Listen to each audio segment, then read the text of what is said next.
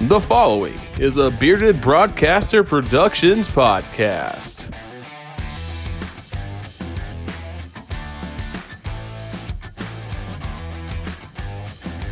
Hello, everybody, and welcome into Breakfast Time with Waffle and Richard, the new podcast and video podcast, I guess that's what you call it, with myself, Richard Martin, and my co-host, William Waffle Cantrell. Waffle, how you doing, man? Man, I'm doing good, brother. It's good to see you. Glad to be on here and glad to be getting this thing started, man. It's a nice way to unwind after a long day of work. I know. We've been trying to get this off the ground it's been probably since I graduated college. It's about 3 years. We've been trying to get this off the ground. We've had run-ins recording with each other, Lander XLR, WGWG, and Gardner Webb.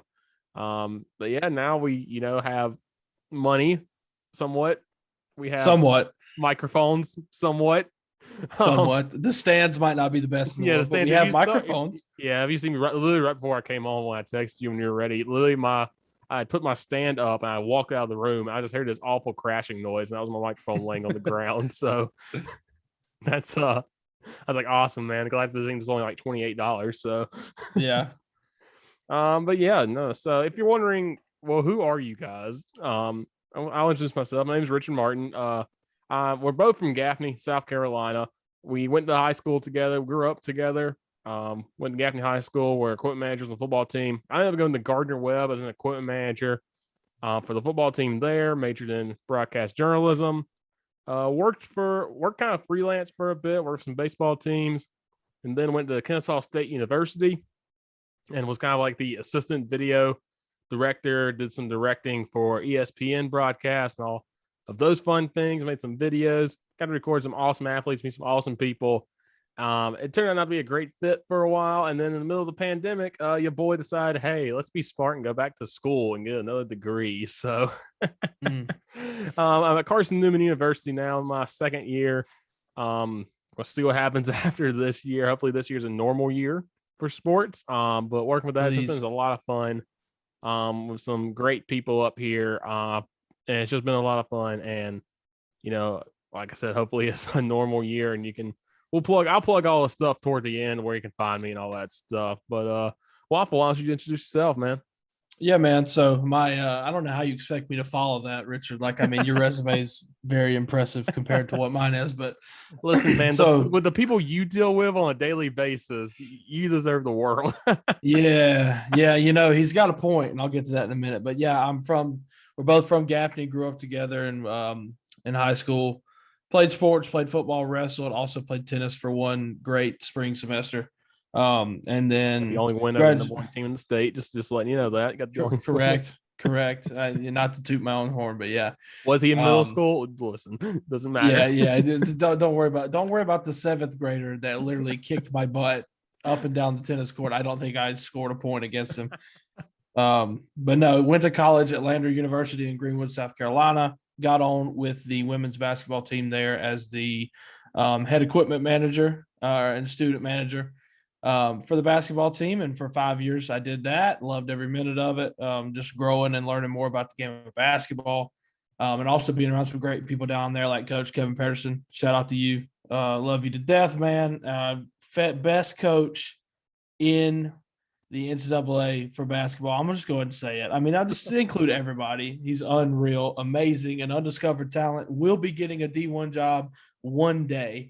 Don't know when it's going to happen, Absolutely. But it will happen. As someone who's been around Coach Pedersen a little bit too, one of the greatest guys in all of sports. And when he gets that D1 job, whatever team he gets is instantly going to be better. Yes, they for sure are. But 5 years spent with Coach Pedersen at Lander. Won a couple championships there in my time. So great experiences.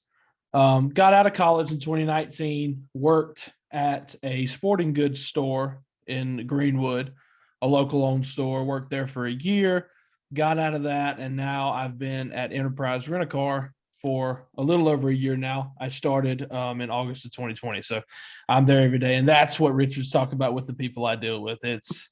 It's a different beast, man. It's unreal. Some of these people that come through there are just just wild. I just remember it's good. The last time I saw you that weekend, man, when we went out with some of your work buddies, y'all look like y'all had been for a war that day. Oh yeah, every day, every Monday and Friday is a war, especially, but most days are a war. But Yeah. Enterprise is cool. They've treated me well. I'm doing good there, so I like it. Also, in college, and I still do work at Lander University in the athletic department. Um, in addition to being the student manager for the basketball team, I worked in just the athletic department as a student worker. So we worked multiple events ranging from soccer, volleyball to baseball, softball, basketball, whatever. Still do that, do PA announcing for Lander whenever I can. Obviously, I work a full-time job during the week, so I'm mostly weekends, but still working at Lander too. So a lot of experience in sports, as well as Richard, just not maybe as an impressive resume as Mr. Martin here. I appreciate that. I got involved with Lander too. The way I got involved with Lander was weird. It was one of those where y'all had a game on like New Year's Eve or something and need a PA announcer. And I think you just randomly texted me and said, "Hey man, you want to come down? I don't know if you're gonna get paid or not, but you want to come down?" Yeah. I was like, "Sure." Did it. Yeah. I did a good job. And then like 2 weeks later, like, "You just want to come down to PA for basketball season?" I was like, "Oh, Right. It's an hour and a half drive, but sure." Yeah. Hey man, anything for the money, man. Yep. Hey, absolutely. So you're probably going to hear a lot about Lander talk, Gardner Webb talk during this, maybe some Carson Newman talk sprinkled in, especially against the basketball season. We'll probably talk a lot more about Division II basketball and stuff, kind of give you updates on that. So maybe you'll learn something. If you're listening and you're not from this area in the Southeast, hey, maybe you'll get to learn something about some of those sports, some great athletes, or anywhere you can find them. And we're going to find them. But we're going to start with college football. And as you can see by my shirt, I'm a Clemson fan. Waffle is a South Carolina fan. I am. Now, my shirt is a Miami shirt, so don't take that seriously. But yes, a South Carolina fan. Shout out to Homefield Apparel too. If y'all want to sponsor us, shout out to it, please. That would be amazing. The best T-shirts around. Yes. A ton of logos, like not your normal logos, like this Miami one with Sebastian the Ibis on it. Unreal. Absolutely love it. I think I have one. Yeah, I have one here with Texas A&M. Miss Rev, First Lady of Aggieland, Oh yeah. The home field, if you want to give us these shirts for free, we will gladly plug your product. We will sell our souls. We don't care. I will sell my soul means nothing to me. Exactly. My soul can be wrapped in a very soft sweatshirt and I'll be happy with it. So that's the moral of my life. All right. Perfect. So there's a plug for home field. We're going to keep doing this every week until they get on to us. And we're good to go. If they ever get a Clemson and South Carolina license, I think me and Waffle might be broke. Yes, I will spend all my money on the South Carolina Sir Big Spur merch. I can just see it now. I mean, just give me a picture of 8-Ball the Tiger high off cocaine as he usually is, and just plaster on a shirt, and I will wear it. I'll buy 40 of them. I can already imagine the variations of the word cock that they're going to do. It's going to be amazing. Amazing. Well, we'll get into South Carolina football first. And Waffle, the highs and lows of South Carolina football. That high from a few years ago in the early 2010s, Stephen Garcia, Davion Clowney, Marcus Lattimore, Alshon Jeffrey. Names go on and on for those teams. And, of course, been a lull. And now the new coach, Shane Beamer, who's brought really a lot of excitement into this program. The problem is, who's on this team is my thing. So just kind of go in depth a little bit about South Carolina football and what your outlook is for them and how you think, if you look at the schedule, how you think they can do this year. Alrighty. So basically what we got with South Carolina this year, obviously we're coming off a 2-8 shortened COVID season. So there's really not a lot of ways you could get any worse than that. Obviously you could win 0 games or only win 1 game, but a lot of optimism surrounding the program now, which is something that is kind of a foreign feeling after the last 5 years of Will Muschamp. Yeah. Something good. And I'm actually excited about watching games. Like I've always watched the games and I'm always going to watch them. But like last year, like it was really hard to get up for them for obvious reasons because I was not expecting anything. But now just kind of a renewed optimism. So I love being back in it because I got it easy. My high school years were smooth sailing. All through that time in my life was 2011 to 2010 to 2014. South Carolina beat Clemson every year. South Carolina was rattling off 3 straight 11-win seasons with other seasons where they won the Eastern Division, went to the SEC title game, that type of thing. So, I mean, I had it easy, and then I went to college and everything fell apart. And Texas A&M game still haunts me to my core with the legend of Kenny Trill going out there and dropping 56 on us and then disappearing. I forgot Kenny Trill was the quarterback for that game. Oh, my God. Yes. And then the moniker was South Carolina. If you have an unproven quarterback and you're playing South Carolina, start him. He will be a Heisman candidate. I guarantee it.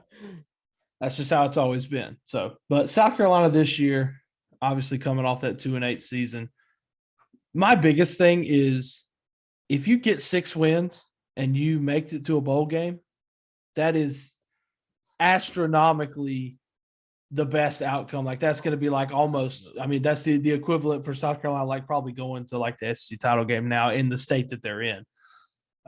Just getting 6 wins and getting to a bowl game should be the ultimate goal. But if that happens, then it was a freaking-tastic season.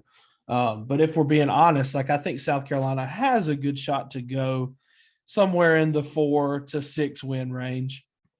The biggest questions right now are quarterback Luke Doty, who played towards the end of last year. Obviously, last year we had moved on from Jake Bentley.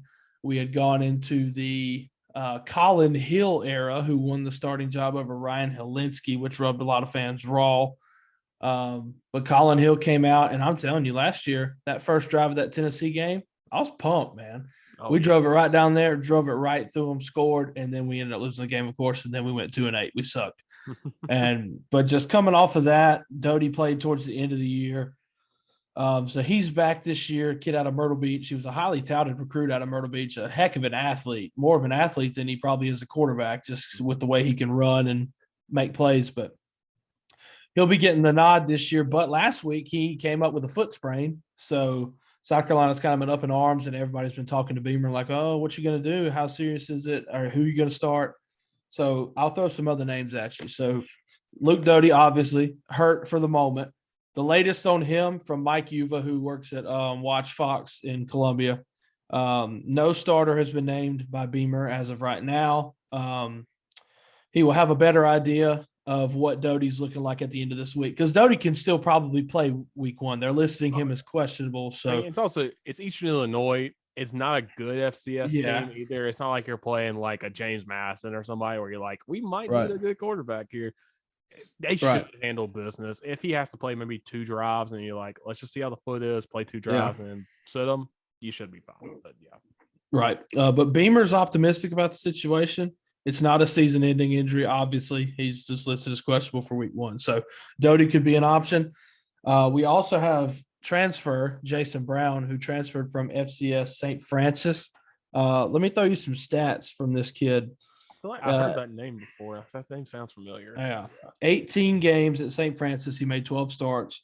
61.6% of his passes were completed for 3,124 yards. He had 28 touchdowns, 6 interceptions. So, I mean, he's efficient with the ball. Obviously, it's a lower level of football. But, I mean, the saying it's a lower level of football is doing the FCS an injustice, because you and I both know, with you, obviously, being up close and personal with Gardner Webb and the FCS and seeing these other teams like North Dakota State, James Madison, like they can consistently compete with Division I teams. Like there's not much of a gap there, honestly, with some of the teams. But anyways, had good stats. He was a preseason all NEC selection in the spring before he transferred to Carolina, because, you know, the FCS moved their season to the spring of 2021. He just said, screw it, I'm going to South Carolina. So he transferred before that season and didn't even play technically this past year, but he's an option. They've been high on him as well.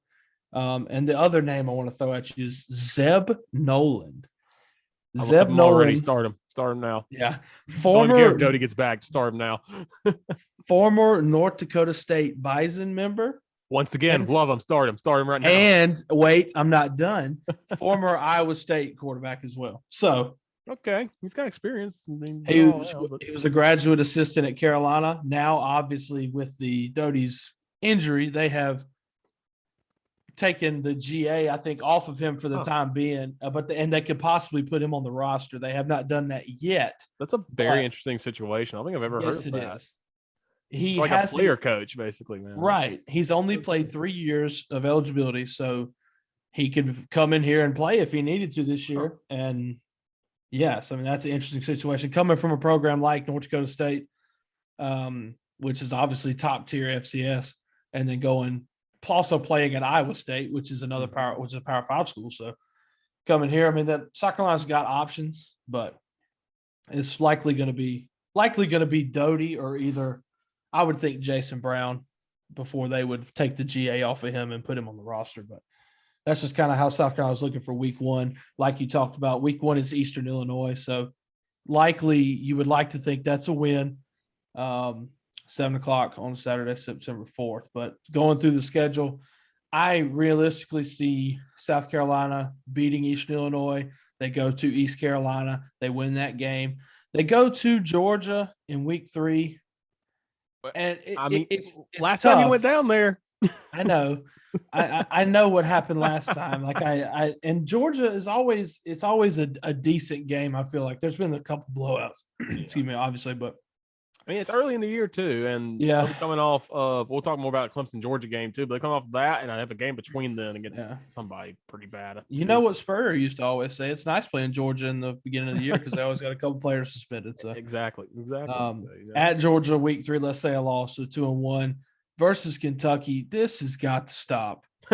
This has got to stop. Either we're going to have to not play Kentucky every year, or either we're just going to have to start beating them. Like, this is ridiculous. I had a friend, he was an intern with me at Florence. He was an equipment manager for South Carolina, and when he was there, they never beat Kentucky. Part of that streak Kentucky had for a while, and he said they were players on that team that wanted to beat Kentucky more than beat Clemson because that's how just annoying it was. I could see it because at least Clemson is up here.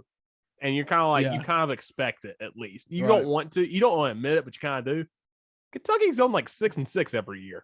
Yeah. Except for 1 year, they went like 10-4.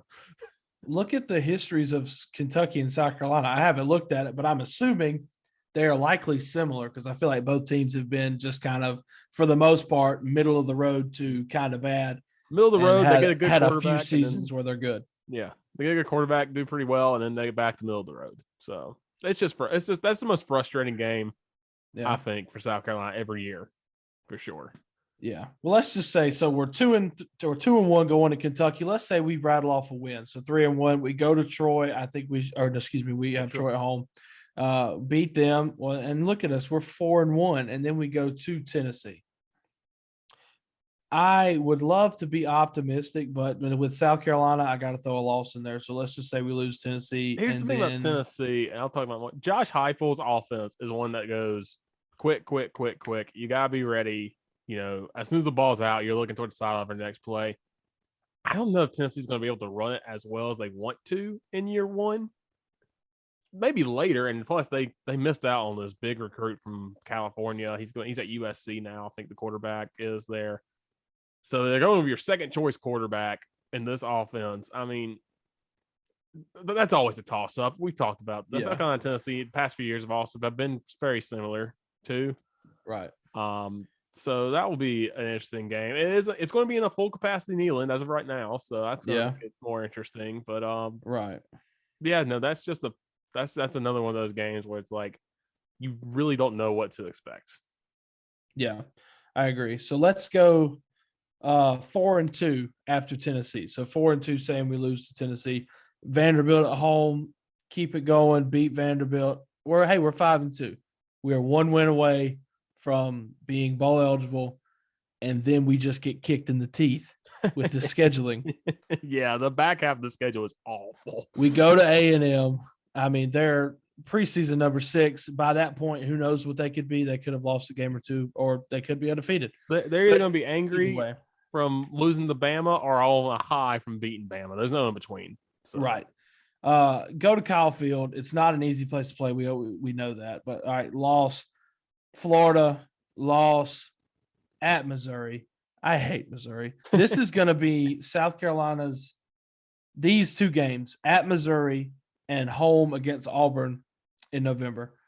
these are going to be the games, obviously, that are going to determine whether or not South Carolina is going to be a 6-win team, because we can argue like Clemson at the end of the year, like, no, Clemson wins that game. So losses to A&M, Florida, Clemson, Missouri, and Auburn. I would like to think South Carolina can at least split one of those, and South Carolina can finish 6. I mean, last year, this is basically the same Auburn team coming back, and they beat them last year. Again, last year. It was a weird year, but has Bo Nix gotten any better? Has the offensive line gotten any better? I don't know. Yeah, I'm not a believer. At that point in the year, you hope so, and you hope so late in the year, but they have a new coach, and so you don't know what's going to happen with Auburn.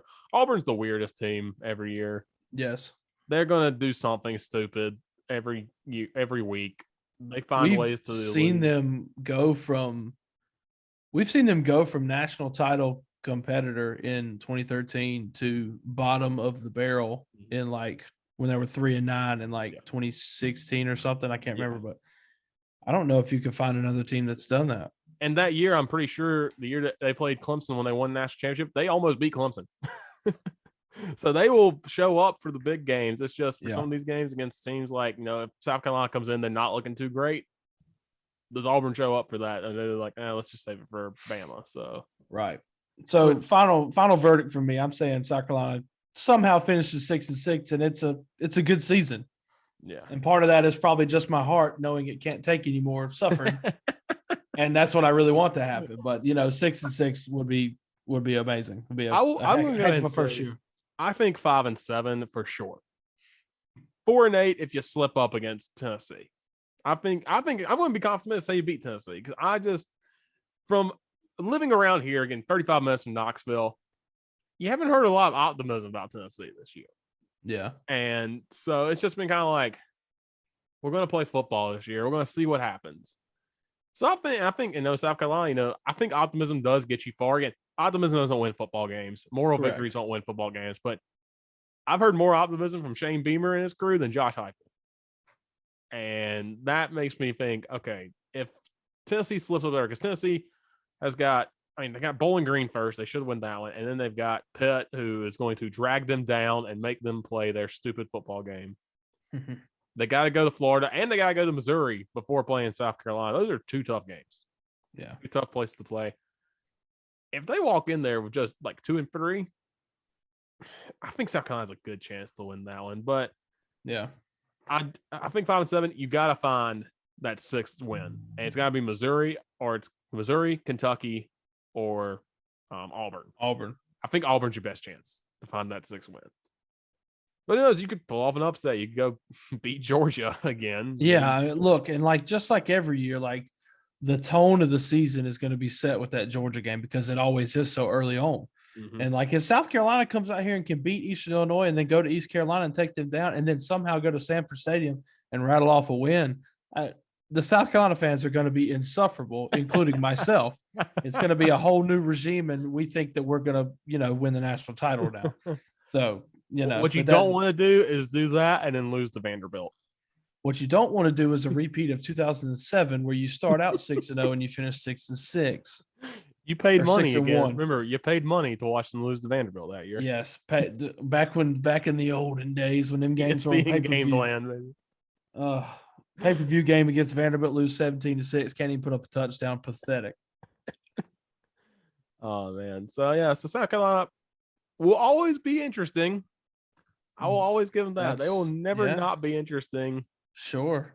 At least. So we'll go over to the other part of the state, Clemson. A lot of people might just be like, just chalk it up, undefeated, regular season, blah, blah, blah.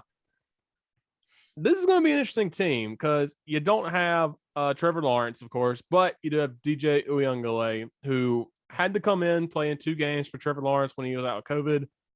Set the all-time record for most passing yards and passing touchdowns in a game at Notre Dame Stadium for the away team. And Notre Dame's been playing football forever.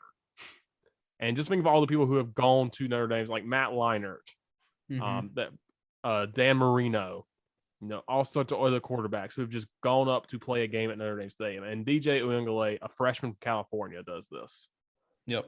So he's a special talent. And again, that loss at Notre Dame was not his fault. The defense was banged up, and he just ran out of time. It was one of the best games I've ever seen in football in my life. It was a shootout, man. It was a great game. Defense just And the defense recovered. You saw what happened in the ACC championship. Defense recovered and Yep. beat the bricks off of Notre Yep. Dame. So, but yeah, again, that first game, man, against Georgia in Charlotte at the Dukes Mayo kickoff. That's going to be a fantastic game. Interesting storylines. You have JT Daniels, hopefully going to play a full year for Georgia this year. And he was phenomenal in the last year. Last year, he only played like 5 games or something. And he had over He had 1,231 passing yards, 10 touchdowns, and 2 picks. That's unreal. Yeah. And I don't know how USC let him walk, but that is wild. The only interesting part really about Clemson, and everybody's like, oh, ACC sucks. The ACC Atlantic has gotten better, I think. And there's this 4-game stretch where Clemson has 1 home game in 5 weeks. Then they go to NC State. They host Boston College. They have a bye week. They go to Syracuse on a Friday night, and they go to Pitt. That's going to be an interesting thing because Clemson, if you've been a Clemson fan a long time, you remember Clemsoning, which was you go off, you beat Florida State or Miami or Georgia, and then you lose to Wake Forest or you lose to Syracuse or somebody like that. Yeah. That's always going to stick in the back of your mind because you're like, those teams will, and especially now with Clemson being on the roll they've on, those teams are going to give Clemson their best every single week. Yeah. And so I was going to go through this stretch. NC State has gotten better. They're not, the last time Clemson and NC State played in a big time matchup, Clemson beat the brakes off them like 49-7. So there's sometimes you're kind of leaning on that hype for NC State, especially early in the year, because NC State is the most depressed fan base, I think, of all time, because they will only win 9 games. Yeah. Even their best teams ever with Phillip Rivers and all that, I think their highest ranking ever has been number 8 in the country. They've never cracked the top 5. Yeah, I would definitely believe it. Which is insane. So again, they could slip up Clemson that week. The next week is Boston College. I mean, we saw that game last year. Again, it was the week after Notre Dame. People were still banged up. DJ Uiagalelei starting. But Jeff Hatley's got something building at Boston College, I think. They're not going to be like the Matt Ryan level years yet. But I wouldn't be surprised if Boston College kind of sneaks in and gets 10 wins. Maybe 9.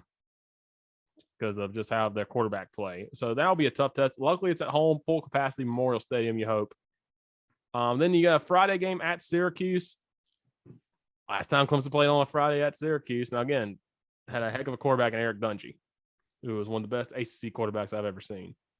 Also, that was when Kelly Bryant got hurt. Yeah. And he had to throw Zarek Cooper out there, who, again, great quarterback too.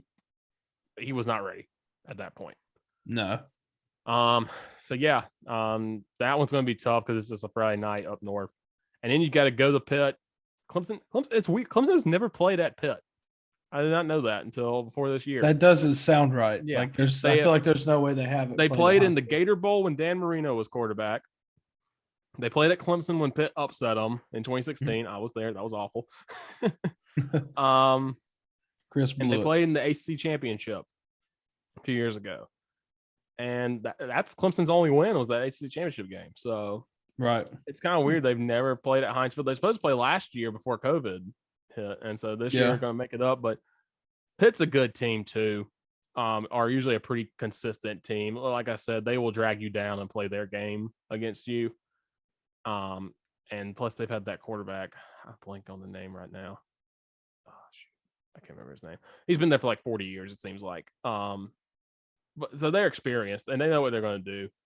Clemson beat them last year in Clemson pretty well and handled them pretty well on defense. So shouldn't be too tough. And like I said, these are all just me, scared Clemson fan, speculating. And then they got Florida State. That's a rivalry game. Florida State's going to always play Clemson tough, except for that year Clemson being 59-0, which was beautiful. That's the most beautiful game I've ever watched in my life. That is for every single Bowden Bowl. This anchor came out. I think that game for Clemson. My dad was at the Fumble Rooski game where Deion Sanders ran it in for the game-winning touchdown like 4 seconds left. Mm-hmm. And he said, "Oh, that was the greatest game he's ever seen in his life." So he was very happy about that. Florida State's gonna be better. They got Mackenzie Milton, who the fact that he's gonna play football is amazing. Yes, it is. After the injury, I don't know how he's gonna be. I think he's gonna be do well for him. I don't think he's gonna be good enough to beat Clemson, but we'll see. And then after that, it gets easy. It's Louisville, UConn.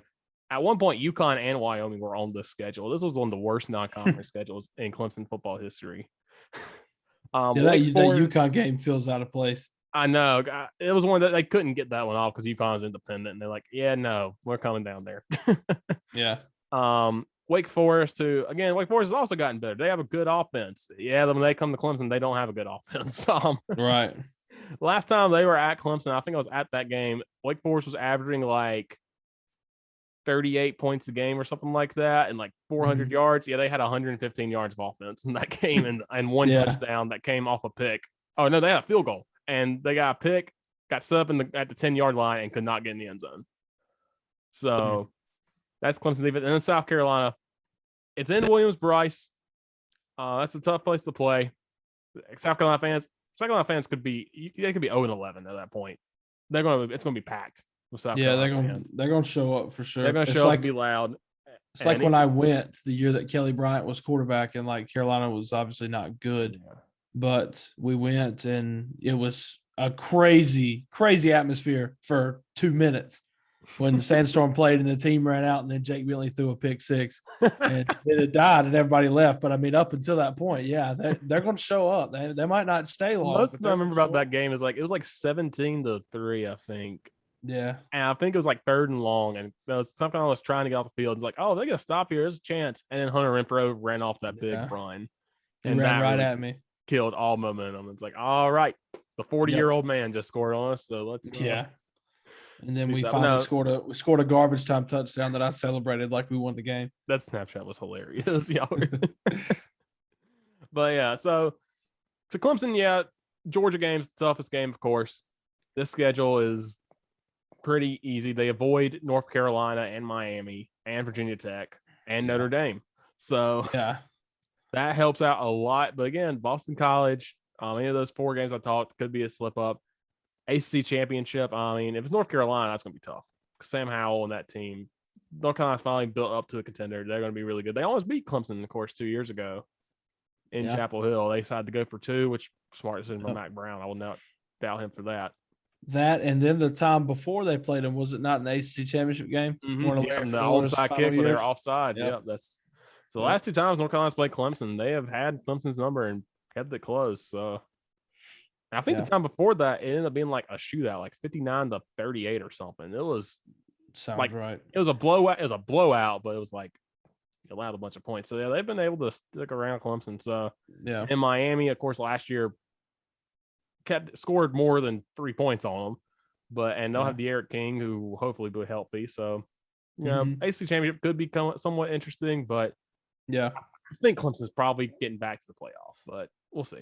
Yeah. So what I think about the schedule is, I mean, obviously week 1 is going to be, it's not going to make or break your season, because if you take a loss in week 1, like you can definitely rebound from that and be sitting come December, be sitting at 11-1, no problem, going into the ACC title game. And if you lose to Georgia and then you're 11-1 going to the title game and you're facing a North Carolina team who is also 11-1 or something like that, and you get that win, I mean, I'm you're pretty sure right North Carolina's toughest game, I think they have Notre Dame, and that's about it, and Miami. Yeah. So if Notre Dame could be, I mean, North Carolina could be either undefeated or 1 loss going into that game. Yeah. So I mean, I think Clemson comes out against Georgia, and that game's obviously going to mean a lot. It's going to be a fantastic game.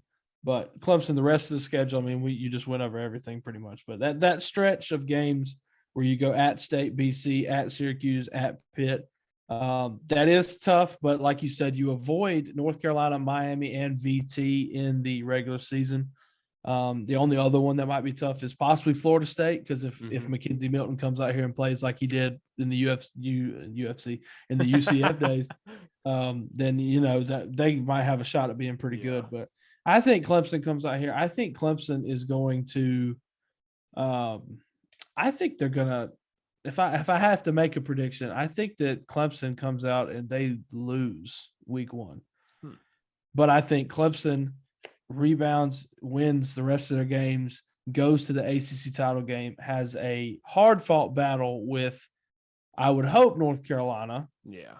And ends up winning the ACC again, finding their way back into the playoff. Georgia, possibly setting up a rematch with Georgia if they end up being kings of the SEC, or if Georgia slips up, loses one or two late. Who knows? But another thing to mention too about Clemson is that they have Justin Ross back this year. He had to sit out. He had a horrible injury on his surgery on his spine. I mean, 2018 he had 1,000 yards and 9 touchdowns. 2019 he had 865 yards and 8 touchdowns. You have him out there with all these talented receivers that Clemson has. Frank Ladson, Ajo. They're really high on this Will Shipley kid who's a freshman running back. That's just Joseph Ngata, Braylon Spector, his brother. Yeah, who's the wide receiver. Yeah, and then the entire defense comes back too. That's the only Clemson's defense is loaded. Mm-hmm. The entire starting defense, except for one, Darion Kendrick, who transferred to Georgia, are all that come back. And Kendrick was kind of banged up last year, so it'll be kind of interesting to see what he does. Kendrick was kind of suspect too to do some stupid stuff, mm-hmm. and Kendrick, just give you a head scratching moment after he does something. My theory on Kendrick is Kendrick had to miss a game because I think he had COVID, and I think after that he was just kind of done for the year and kind of done with Clemson. So, and I get that. I get that. It's no fault at all. I hope he does well at Georgia again. Clemson will probably target him for sure week 1. Oh yeah, no doubt. Because they know his tendencies and all that. So, it'll be a heck of a game. Clemson's favored by 3 points right now, according to ESPN. I think it's going to come down to whoever gets the ball last, in all honesty, and if they can get a drive going. Luckily, Georgia doesn't have Todd Gurley like they did last year. I saw a stat from that last meeting in Clemson. I think Todd Gurley had more rushing yards and more kickoff return yards by himself than Clemson did in that game. Jesus. It was wild. The only reason Clemson won was because Clemson's offense, Georgia's defense let them down in that game. And Aaron Murray threw a pick in the end zone. That's the only reason Clemson won that game, because Todd Gurley put the entire team on his back. Is that the game that Mike Williams got hurt? That was the next week. That was the next week. Yeah. Maybe they replaced the pads. I remember. Because that was against like South Carolina State or Wofford or something. Yeah. So that's Clemson, South Carolina. We'll talk about them each week. Of course, here we'll have previews for them. We're going to look at the Heisman. Of course, last year's Heisman Trophy winner was from Alabama, Devontae Freeman. Who's the guy? I thought it's Devontae Freeman. I don't know why. Devontae Smith. That's what I was thinking of. Was the Heisman winner last year. Beat out Trevor Lawrence and Justin Fields for the trophy. I think Clemson's never going to get a Heisman Trophy winner. No, you're not. At this point, when CJ Spiller couldn't get invited, that's when I knew Clemson would never get a Heisman Trophy winner. Right.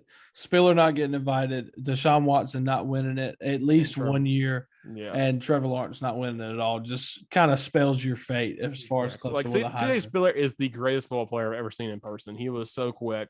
I'm glad he's back as a running back coach. God, that just hurts. Looking now, if I had to pick somebody, it might be Spencer Rattler from Oklahoma. Everybody's high on him. And I remember last year, though, and we watched this game against Kansas State. He looked awful. Oh, yeah. But he was a young quarterback. Again, he had to sit behind, two Heisman Trophy quarterbacks. Correct, yeah. And Jalen Hurts and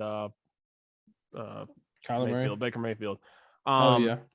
Or he came after Mayfield. He had to sit behind Hurts. But anyway, comes out last year and against Kansas State and Iowa State. These are like games 2 and 3 of the season. He has 687 yards passing, 6 touchdowns, but 4 interceptions. So for Oklahoma's offense, that's not great.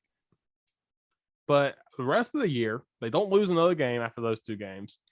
Win the Big 12 championship, smack Florida in the bowl game. Again, Florida had a bunch of people out, but still. 2,344 yards, 22 touchdowns, and just 3 interceptions. He also had 6 rushing touchdowns. I mean, he did get better as the year went on. I think that shows Lincoln Riley is not just a guy who's like, oh, give me a Heisman quarterback and I'll win them. He can actually develop quarterbacks. Mm-hmm. And I think we saw that. And I think if Spencer Rattler can take the next step, he's going to win the Heisman. The only other people I can see kind of doing that, I'm going to put DJ Uyunglele, even though Clemson quarterback's never going to win the Heisman. He should have a great year, though, with all the receivers he has. And then JT Daniels of Georgia, just because of the numbers he put up last year. And it's just a short amount of time. This year, full season, because after the Clemson game, you really don't play too many. Like, you're playing SEC defenses, of course, but you're not playing too many, like, defenses that you look at and go, that's a very good defense. right on paper because I don't think they play Alabama in the regular season. So, yeah, so I think JT Daniels has a chance to put up some big numbers, especially against some like the smaller teams, and on his way to a very good season. So, but yeah, I think Spencer Rattler is probably my pick for Heisman. I have to pick somebody today. Yeah, I think the sexy pick is definitely Rattler because of all the upside that he has, and then obviously Oklahoma's track record means something, and they've had 2 Heisman winning quarterbacks come through in the past 3-4 years. Yeah, And so Rattler would definitely be the safe pick, the sexy pick. I want to throw out a couple names, and they're all going to be quarterbacks, which I hate this because I mean we saw last year that a wide receiver won it. So I mean there's still some parity in there, no matter what people think. I mean he was the first wide receiver to win it since what? Desmond Howard, right? I think so. Yeah, I believe so. He's And the so, first yeah, non-quarterback to win it, I think, since maybe Woodson. Did Woodson win it? yeah, I think Trent I can't Richardson remember. actually was first. Let me see. I don't think Richardson won a Heisman, did he? I don't think No, he that did. doesn't sound right. Hold on. Let's look. Okay, Derrick Henry. He was the first one since Derrick Henry. Yeah. That's what it was. So I'm gonna throw a couple names out that are quarterbacks because typically this award is a quarterback award.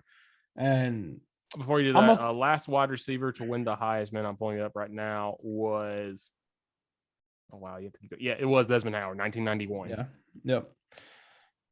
So 3, possibly 4 names. One is a very dark horse. I'm gonna save that for last, but I'm throwing out Sam Howell from North Carolina. Oh yes, absolutely. Because if North Carolina comes out here, and I've got their schedule pulled up, North Carolina obviously starting the year off hot on a Friday night. They are the only, I don't know if they're the only college football game, but obviously the highest caliber matchup.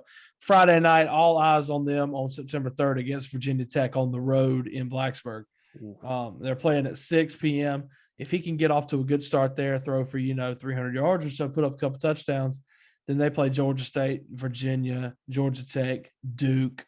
Then they play Florida State, who I don't know how good they're going to be. Mm-hmm. Then this is make or break. They play Miami at home and they go to Notre Dame in the span of 3 weeks. They have a bye week in between Miami and Notre Dame, but those 2 games are obviously going to be huge for them because at that point in time, if North Carolina is undefeated, I mean, obviously they're going to be way in the top 10. They're probably going to be a top 6, top 5 team.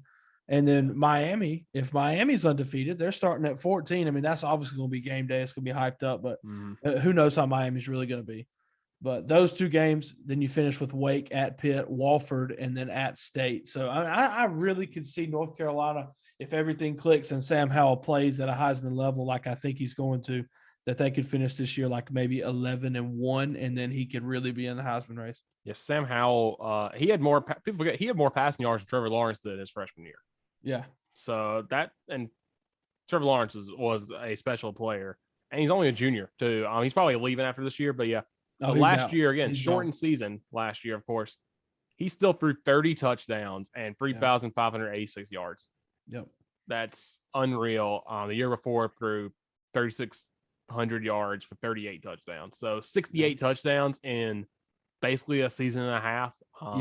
If he can up his touchdowns to maybe in the 40s and he could get over 4,000 yards, like I think he's going to be right in the thick of things. And it might not matter. Obviously, your record does matter, but I mean, it might not matter if they drop 2 games or so if his stats are that good. I mean, look at RG3 the year he won it. Yeah. He was all Baylor's offense, so he was the most valuable player to them. So yeah. The other names I want to throw out, I do want to throw out DJ from Clemson because I think that he is obviously going to get to run the show, and I think he's going to do great.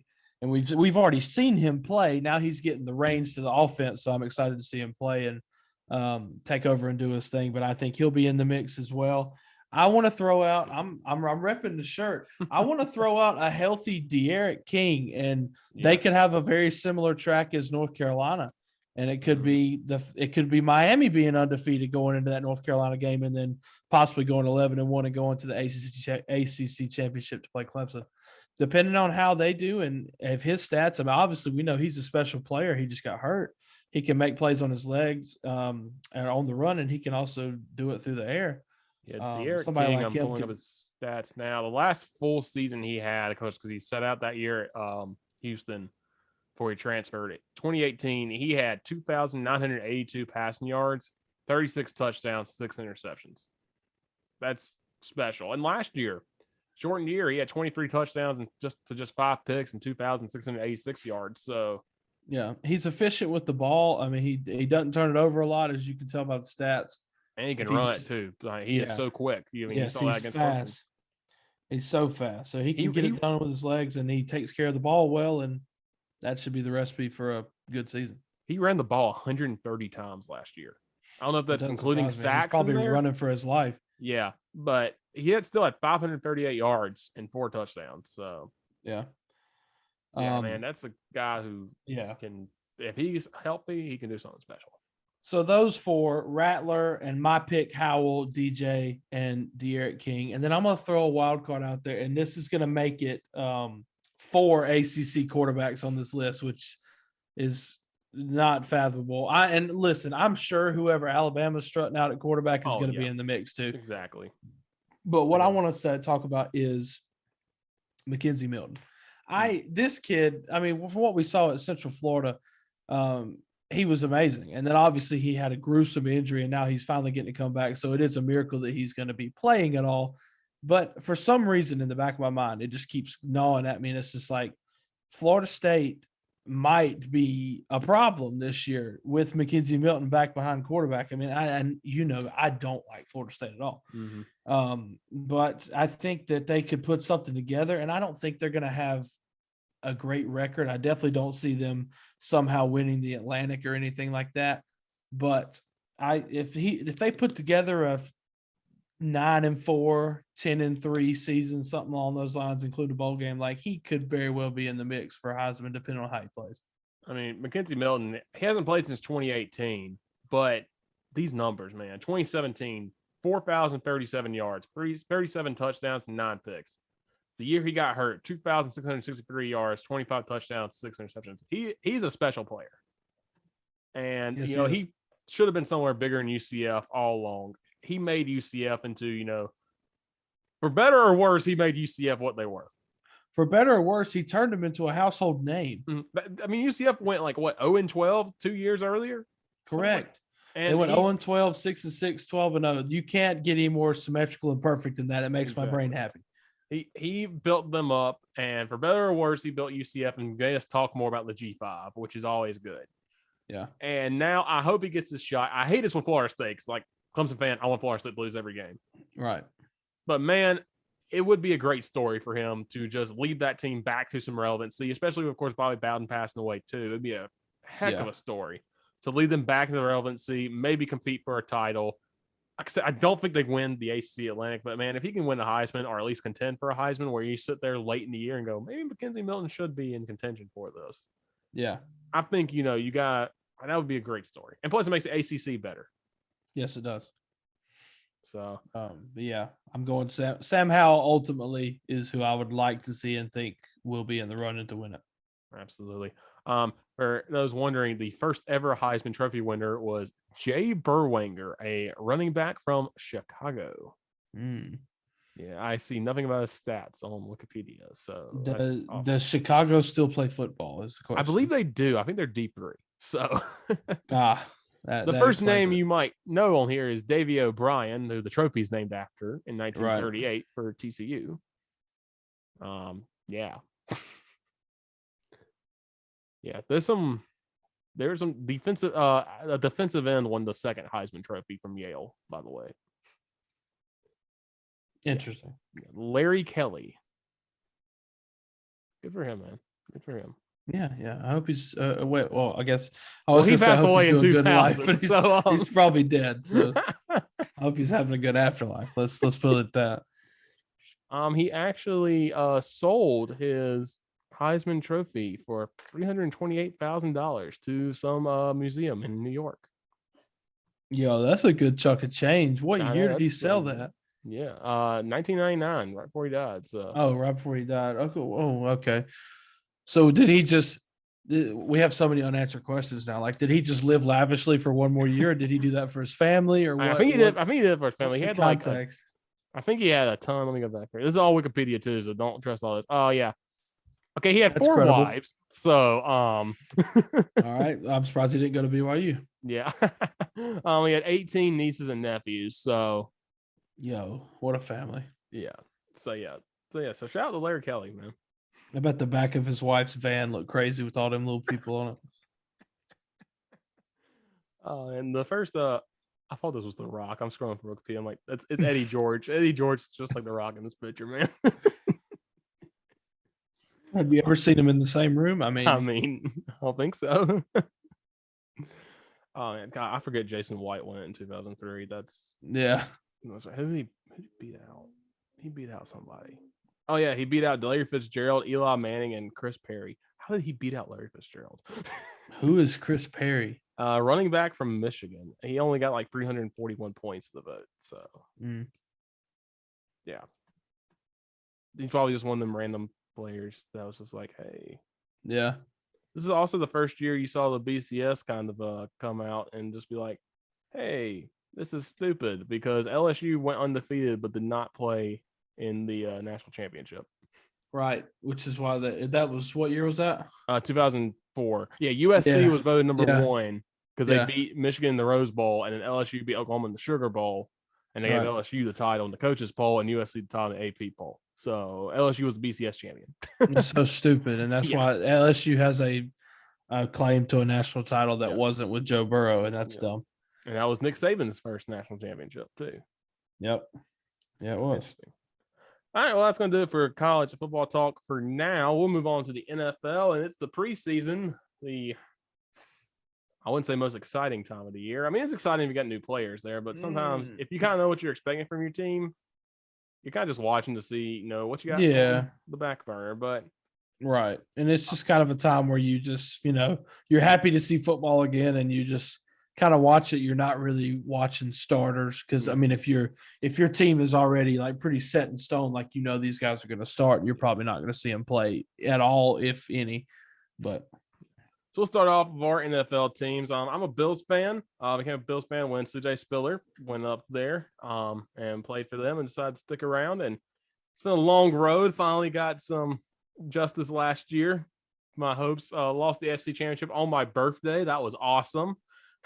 But 10-0 lead to the Chiefs. I mean, it was one of those I knew it was happening. I was like, oh, they're up 10-0 now. This will be 14-10 in like 12 minutes. And it was. So, but no, I'm excited to see, of course, got to see Josh Allen develop. Finally got him a receiver in Stephon Diggs and Cole Beasley. Got him some receivers. They have not played this preseason much, but you've seen some guys play, and they've won both their preseason games. First one, a thriller against the Lions, won 16-15. And then, of course, just go up to Chicago and beat the Bears down. Mitchell Trubisky revenge game, baby. 41-15 winners at Soldier Field. And Trubisky, it didn't work in Chicago. I didn't think it was going to work in Chicago, but he looks solid as a backup. He has not looked terrible this preseason, which has been nice to see. Matt Barkley's going to hold a special place in my heart because he was the backup for so long for the Bills.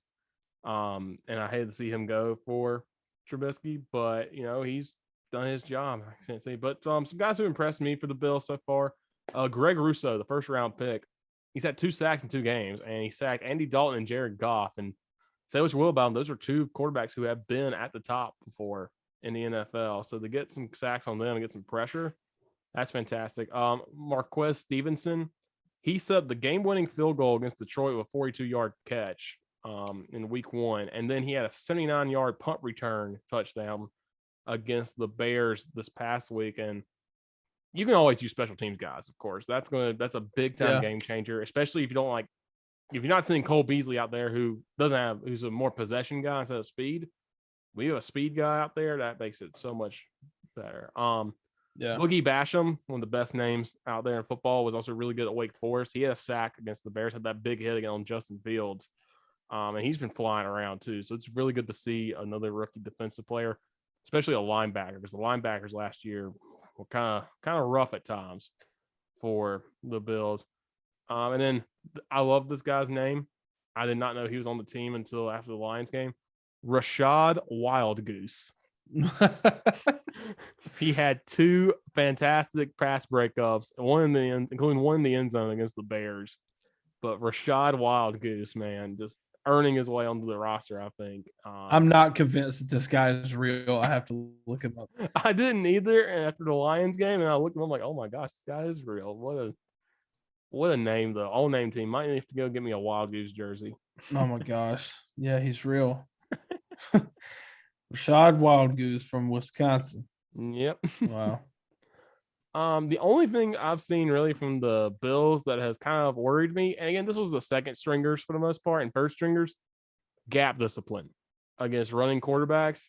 Justin Fields came in and had a, pun intended, field day against this team because, they would overcommit, undercommit, not plan on the quarterback, and Andy Dalton and Justin Fields are on 2 different type of quarterbacks, and they were not ready for that, and that's why Justin Fields looked so good, I think, against them. Good news for the Bills is that they only have 5 games this year where they might see a running quarterback for the most part. Bad news is 4 of those are against division games. The Dolphins twice, who may have Jalen Hurts out there. Wait, Tua Tagovailoa. I always get them messed up. Tua Tagovailoa, so that could hurt him. And then the Patriots, if they stick with Cam Newton, he's a running quarterback. He's not as good as he used to be, but still a good running quarterback. And still a threat. Yeah, and if the Saints stick with Jameis Winston, he doesn't run as much as he used to, but he's still threat. And also Taysom Hill, if he's a starting quarterback, he's going to take him. Right. So that's the good news. It's only 5 games. Bad news is it's 4 division games, which can hurt you when you're playing a running quarterback this year. But you still got to be aware of that because Jets, with Wilson, he could tuck it and run this year. So you just got to be ready for that. And I think, a lot of teams have seen that and like, okay, we might be able to do again. Third string, second string did that, but still, you just got to be ready for it. But overall, Bills have looked impressive. Josh Allen, I think, is going to play some in this final game of the preseason. Stephon Diggs been keeping out because he got kind of banged up. He should be ready for the regular season. Cole Beasley had to enter the COVID protocol because he was exposed to somebody at the facility, so he'll be out for a little bit. So you're not going to really see a whole lot. Oh, Derek Singletary has looked good as well, which he's a guy that they need to get going. They need to get the run game going. Yeah. And not just make Josh Allen read option, just we need good running game going. So he's looked good too for the Bills these past few weeks. But yeah, Bills have looked good. I think they're going to have another pretty good season. If everybody stays healthy, Josh Allen, continues to improve. Stephon Diggs stays healthy. AFC East is, AFC East is kind of Bills up here. Dolphins trying to get back up there. Patriots kind of in flux. You're not sure what they're going to do. So a quarterback situation, and then the Jets. Yeah, for sure. So yeah, so we'll move on. Waffle, let's talk about your NFL team, the Tennessee Titans. Yeah, man. Diehard Tennessee Titan over here. I don't know if you've ever heard that from anybody ever in your life, but it's me. Diehard Tennessee Titan. I'm a Titans fan because it's a weird reason. It's a really weird reason. Did I just say weird reason? Like I have I don't know. All right. This podcast is going great, man. Yeah, it's good. So the national title game in 2005. Yeah. Vince Young beating Matt Leinart and Reggie Bush. What an amazing college football game. I just remember watching that as a kid, and then I was like, I really liked Vince Young. And growing up, I didn't really have an NFL team. My mom's a Cowboys fan. You would never root for the Cowboys. My dad was a Packers fan, but he was kind of like a fair weather NFL fan. He didn't really care about the NFL. He just liked the Packers because of Vince Lombardi. I only ever saw this man cry twice in his life. And one time was at a ZZ Top concert, and the other time was in the living room on the couch watching NFL Network's A Football Life, Vince Lombardi. So if that tells you anything. Yeah. But I didn't want to root for them. Everybody I knew was pretty much a Panthers fan or either a Falcons fan. I didn't want to do that. So I just kind of told myself wherever Vince Young goes, that's who I'm going to root for. He went to the Titans. Now, obviously, Vince Young was out of the Titans organization within, I think, 4 years. But a lot of people don't remember that he was a a two-time Pro Bowler. Mm. He was also, I think, Offensive Rookie of the Year. But I mean, I just remember that drive he led against the Cardinals, I believe. Yeah, Cardinals late last second touchdown. Last second drives I've ever seen in my life. Kenny Britt in the back of the end zone, old Rutgers Scarlet Knight. Yep. Anyway, Titans. So started out with them, and they were just, it's Jeff Fisher era Tennessee Titans. So I mean, you're gonna go pretty much 9-7, 8-8, blah blah blah. They had the 2008 season where Vince Young was not the starter, and the starter was journeyman Kerry Collins, and we went 13-3 and won the AFC South. Chris Johnson was in the backfield. CJ2K was unreal. That's a really good team, a solid defense led by Keith Bullock at the middle linebacker spot. And then, coming out of that faded. Chris Johnson did have a 2,000-yard season when we were like 8-8. And then everybody kind of moved out. We moved on from Vince Young. Kerry Collins was obviously an elderly gentleman at this point, so he left. We picked up Jake Locker, which was a stretch, picking him at 10. And it did not work out because he was kind of like an Andrew Luck type, obviously not anywhere near as good as Andrew Luck was, but same reasons as to why he retired and he was out of the NFL quick. And then we just kind of went through after that. We rebuilded, we switched coaches every 2 or 3 years, 1 to 2 years.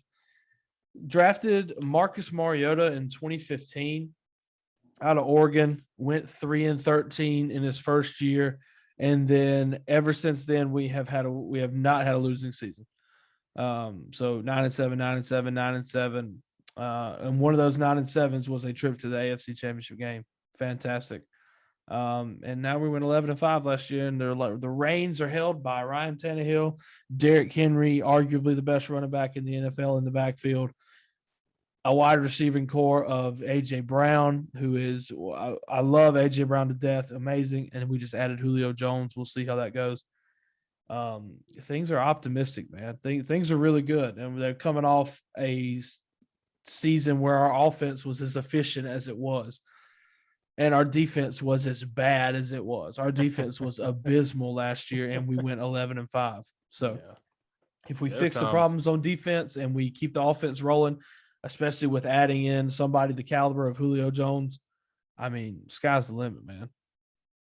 Absolutely. But so as far as preseason goes, like I said earlier, a set in stone offense. You're not really going to see any starters. Julio Jones has not stepped on the field. A.J. Brown has not stepped on the field. Derrick Henry, Ryan Tannehill, like none of the starting offensive linemen have stepped on the field. Taylor Lewan coming back from a torn ACL, not stepped on the field yet. So offense has been nothing but the twos, but defense has really impressed me. I know it's preseason. I know they're not going up against the likes of your starters like they played the Bucs last Saturday. They didn't face Tom Brady. I know that. But this defense just needs something. If this defense could be any shred of better than last year, I don't think the offense is going to regress at all. Even with new offensive coordinator, I think there's just too many weapons. Like there's so many ways that we can attack you and win football games. I think our offense might not be quite as efficient, but it's still going to be one of the top offenses.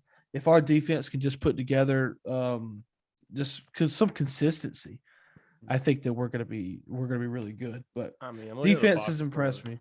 Yeah, I'm looking at the box score for this Tampa Bay game, and they got some names on this team for the Bucs that have just were great in college, but not been great in the NFL. I mean, you held Kyle Trask, who was a decent little quarterback. He threw 2 picks and no touchdowns. Yeah, and held OJ Howard to 24 yards. He held Scotty Miller, who was really good last year, to -1 yards on 2 catches. So right. CJ Prosize had 1 catch for 11 yards, and that's about it. So the Titans defense has not given up a touchdown in the preseason. Yeah. So there's that. I know it's preseason, but also you got the GOAT Logan Woodside going 7 for 8, 64 yards and a touchdown. Logan Goat side, yes sir. The pride of Toledo. And then y'all got Matt Barkley too. I forgot. Yes, yeah, that was coming up. You got my beautiful boy, so he's done well. He's done well for y'all, so I'm glad to see that. Yeah. Other than the defense, some people that have impressed me on the offensive side of the ball are Mason Kinsey, who is a rookie wide receiver out of Division III Berry College over in the Atlanta area. At Berry, he had 50 career touchdowns as a wide receiver. So, I mean, this kid's a playmaker, D3 level. Yeah. Against the Bucs, he had 6 receptions for 56 yards and a touchdown. He also had 4 receptions for 51 yards in the first preseason game against Atlanta. So he's really impressed, and I would love to see him make a roster spot. Another wide receiver, Chester Rogers, we picked him up, I think, from Indy in the off season. He played sparingly with Indianapolis last year. He has really done well on special teams. Like as a punt returner, I think he's had some great returns in the preseason, and I think he can also be a solid little slot option at wide receiver. So, and that's the one thing that Tennessee really lacks on offense. Like I think Tennessee's got a solid offensive line starting with the exception of right tackle because we don't know. It's a brand new starter, probably going to be Kendall Lamb who was a Brown last year. Obviously, Derrick Henry, Ryan Tannehill, A.J. Brown, Julio Jones. Like that's a great core. Tight end is going to be Anthony Ferkser after Jonnu Smith left for the Patriots in free agency. But what the Titans need is wide receiver depth. And they drafted Racey McMath and Des Fitzpatrick, Fitzpatrick from Louisville, McMath from LSU. And they've done well, but I really think Chester Rogers and Mason Kinsey should have a good chance of making the roster. But I have been impressed with them. And Elijah Molden, who was one of our draft picks from Washington. He was a Husky last year. He is a safety, and he has played well. Had a sack, I think, against the Bucs, and just another building block to help build this defense up into a consistent, competent defense. So I've been really impressed with them. So yeah, Titans. I mean, yeah, they can get that defense. I mean, there's times I think we watched the Vikings game together last year where Justin Jefferson just ran all over. Oh yeah, and Dalvin Cook too. Dalvin Cook, but they found ways to win and got to 11-5. So yeah, if they can get that defense up, they will be a very dangerous team. Ryan Tannehill had 5 fourth quarter game winning drives last year. Jeez. And they were against 2 of them were against Houston, which Houston sucks. Regardless if they had to watch them last year, like they suck. Yeah. I'm pretty sure one of them was I think the Ravens. Yeah, the Ravens in the regular season in overtime and all that. But I mean, 5 game winning drives. You just when your offense is that good, like it's nice to be like, yeah, our defense sucks and like they're probably going to score, but we can go score. But that, I mean, obviously that gets old. You would like to no lead is safe. Mm-hmm. No lead is safe with a defense like that. So yeah, so that's our NFL teams. Other people who've impressed us in the preseason. I'm going to throw out a couple names. Jameis Winston has looked good for the Saints, and I've been waiting for Jameis to kind of get back. That year he had that 30 touchdowns, 30 interceptions. When he was on, he was one of the best quarterbacks in the league. But my goodness, when he was off, he was so bad. Yeah. And I think we're starting to see him get back on again after some years in exile, years wondering what he's going to be. He had those 2 dimes last night against the Jags. Just beautiful passes. So I don't think he's won the starting job yet, but I think he's made himself set up for a great chance to have it in New Orleans. Yeah. Another guy that's impressed me, Justin Fields. And I get it. Justin Fields came against the Bills. They're down 40-something to 7, whatever. He still did his job. And then against the Dolphins, he looked great. I don't understand how this kid fell so far in the draft. Yeah. He was literally him and Trevor Lawrence were the 2 best quarterbacks in college football last year. He should have been either 1 or 2. And no disrespect to any of the other quarterbacks drafted in front of them. They were all, I think, good too. They were just not as proven. Because Zach Wilson, Trey Lance, I was just like, well, Trey Lance didn't play a full season ever at North Dakota State. Yeah. Or he played 1. And then Wilson, BYU's schedule was so weird. You never got to see him really against great teams. Yeah. But it'll be interesting to see. I think Justin Fields, though, I don't know if they say they're gonna start Andy Dalton week 1. Yeah, and one of my top guy that I've been impressed with was Justin Fields. As far as other teams, and I really find it hard to believe like that Andy Dalton is going to be the starting in like week 2 or 3. Like I just don't see it. Like I don't. Justin Fields has come out and been borderline amazing, and I don't know. I just don't know what they're trying to get out of Dalton. this late in his career after he's bounced around a couple teams now. Especially Matt Nagy, I think, is on the hot seat, especially after last year when they were supposed to have a pretty good team. Yeah. And they just were, they got to the playoffs, of course, but they were just there. It feels like one of those scenarios where your defense is good, so you know you're going to be okay on that side of the ball. But on offense, and like especially when you got a coach on the hot seat, like you need something to roll the dice. So roll the dice, put Justin Fields in there, let him run it, and any situation can turn out on either side of the coin. It doesn't matter what it is, but like it could turn out the way that Justin Fields has looked in preseason.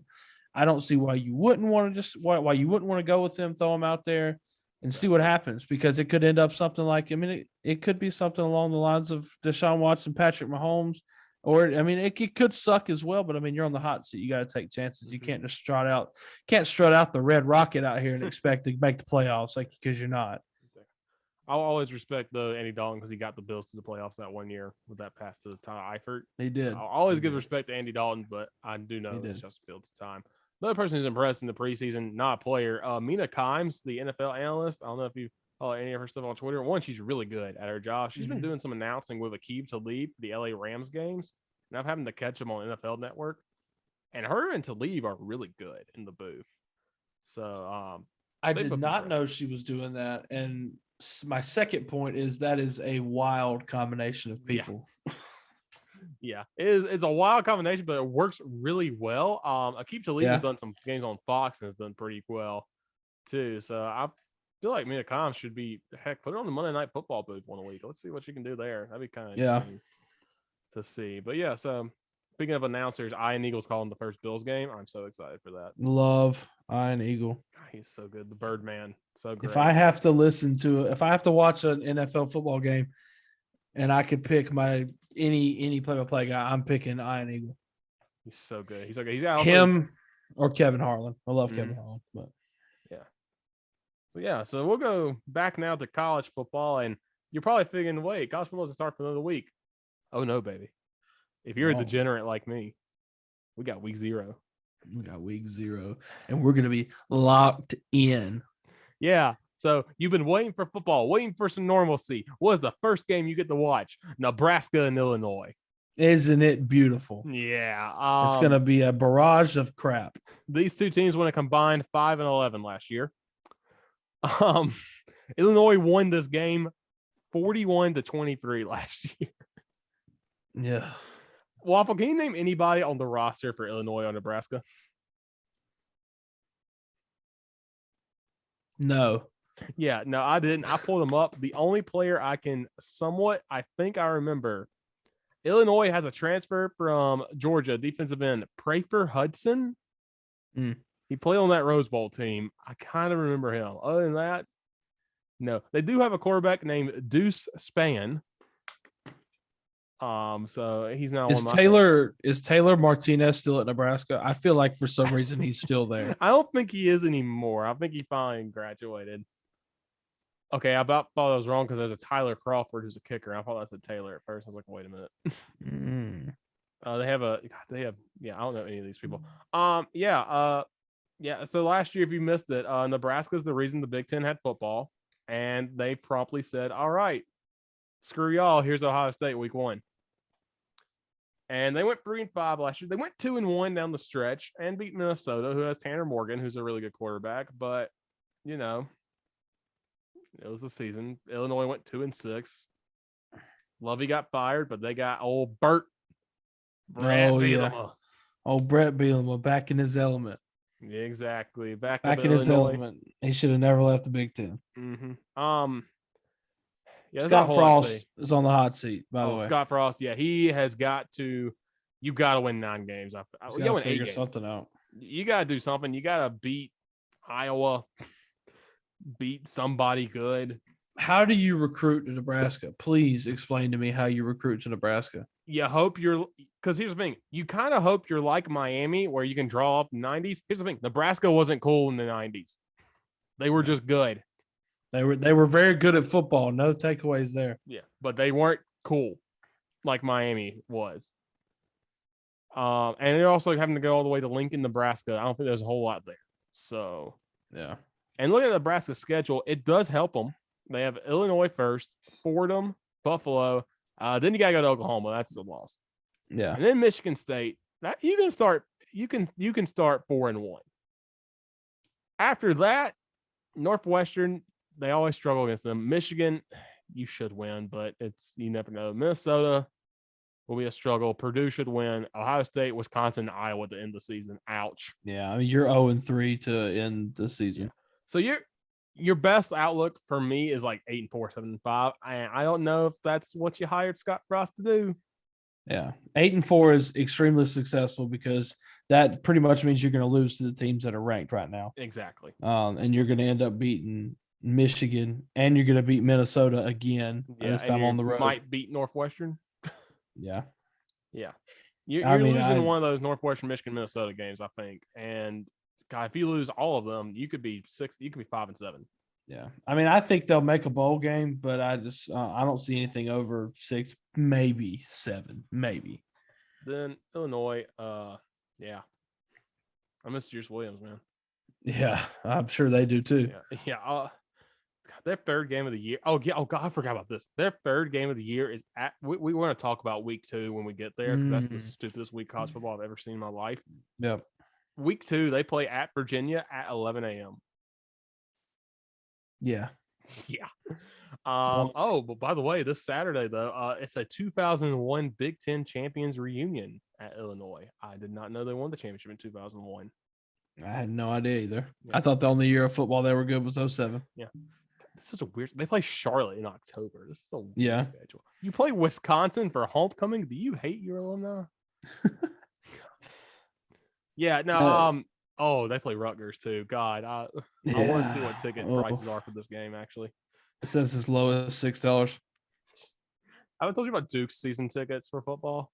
No, how cheap they are. God, they're so cheap, man. North Carolina A&T, who's a good FCS team and is right down the road. I think tickets are like $12 for reserve seats. Jeez.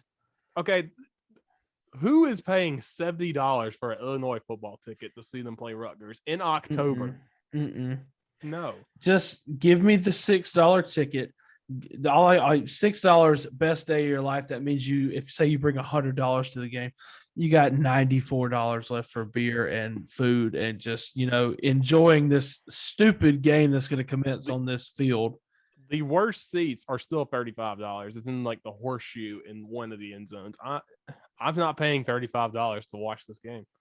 I want the $6 ticket. Where is this at? I'm on Vivid Seats, and we're at upper level 201, row 17. So you're sucks. in the corner. We're in the end zone, literally in the corner of the horseshoe. Like, it's bad. But I mean, come on, man. The stadium can't be that big on top. It can't be that far of a walk to go get beer and stuff. So I mean, you're going to be living it up. Yeah. Oh no. Yeah. There are a ton of seats available for this game, by the way. Shocker. No one wants to go see Rutgers and Illinois football in October. I've talked myself into it. We should go. All right. Let's go to Champaign. I'm actually kind of that's Dad's day. I'll bring my dad with me. I know Perfect. Cool Breeze would love to come up there. He would absolutely love it. So yeah, I don't know. Nebraska wins this game. Like, it's going to be a Big Ten game. It's going to be like 21-18. I don't know. Sure. Yeah, I'm gonna go even more Big Ten. I'm gonna go 13-9. Yeah, something stupid. 13-9. Nebraska wins just because I don't like Brett Bielema. Yeah, wasn't Nebraska and Michigan State a few years ago that had a game of all field goals or something like that? It was one of them too, and it was like, it doesn't surprise me. And it was a big noon Saturday game too. I'm like, people woke up early to watch this. People woke up early to watch Urban Meyer and all them boys on Fox spout, and then they said, "Yeah, we're gonna take you out to." And it was snowing too. And like, this is just miserable. And these teams are like 3-6 when they play. And like, why is this on TV? Just stick this on the Big Ten Network and just call it a day. So yeah, but hey, excitement continues an hour later when you have UConn at Fresno State. Yay! Yeah, UConn hasn't played in 2 years. They didn't play all last year because they're independent and they're not Notre Dame, so they couldn't have the ACC come help them out. Right. They won the championship according to the New York Times for not playing. Sure.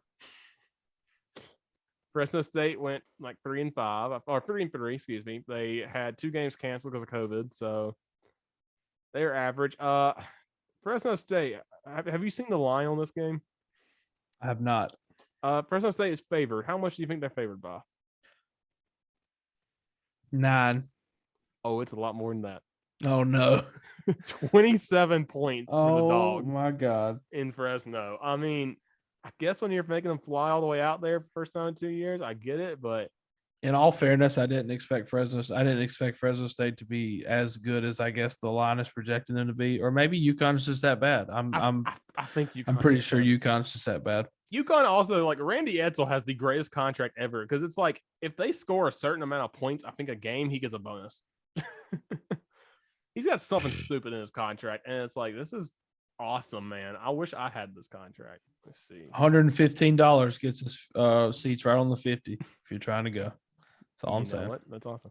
Okay, yeah. Randy Edsall had a contract extended for 2023. He gets $1.25 million. How do I become a college football coach? I will lose games for you. Yes.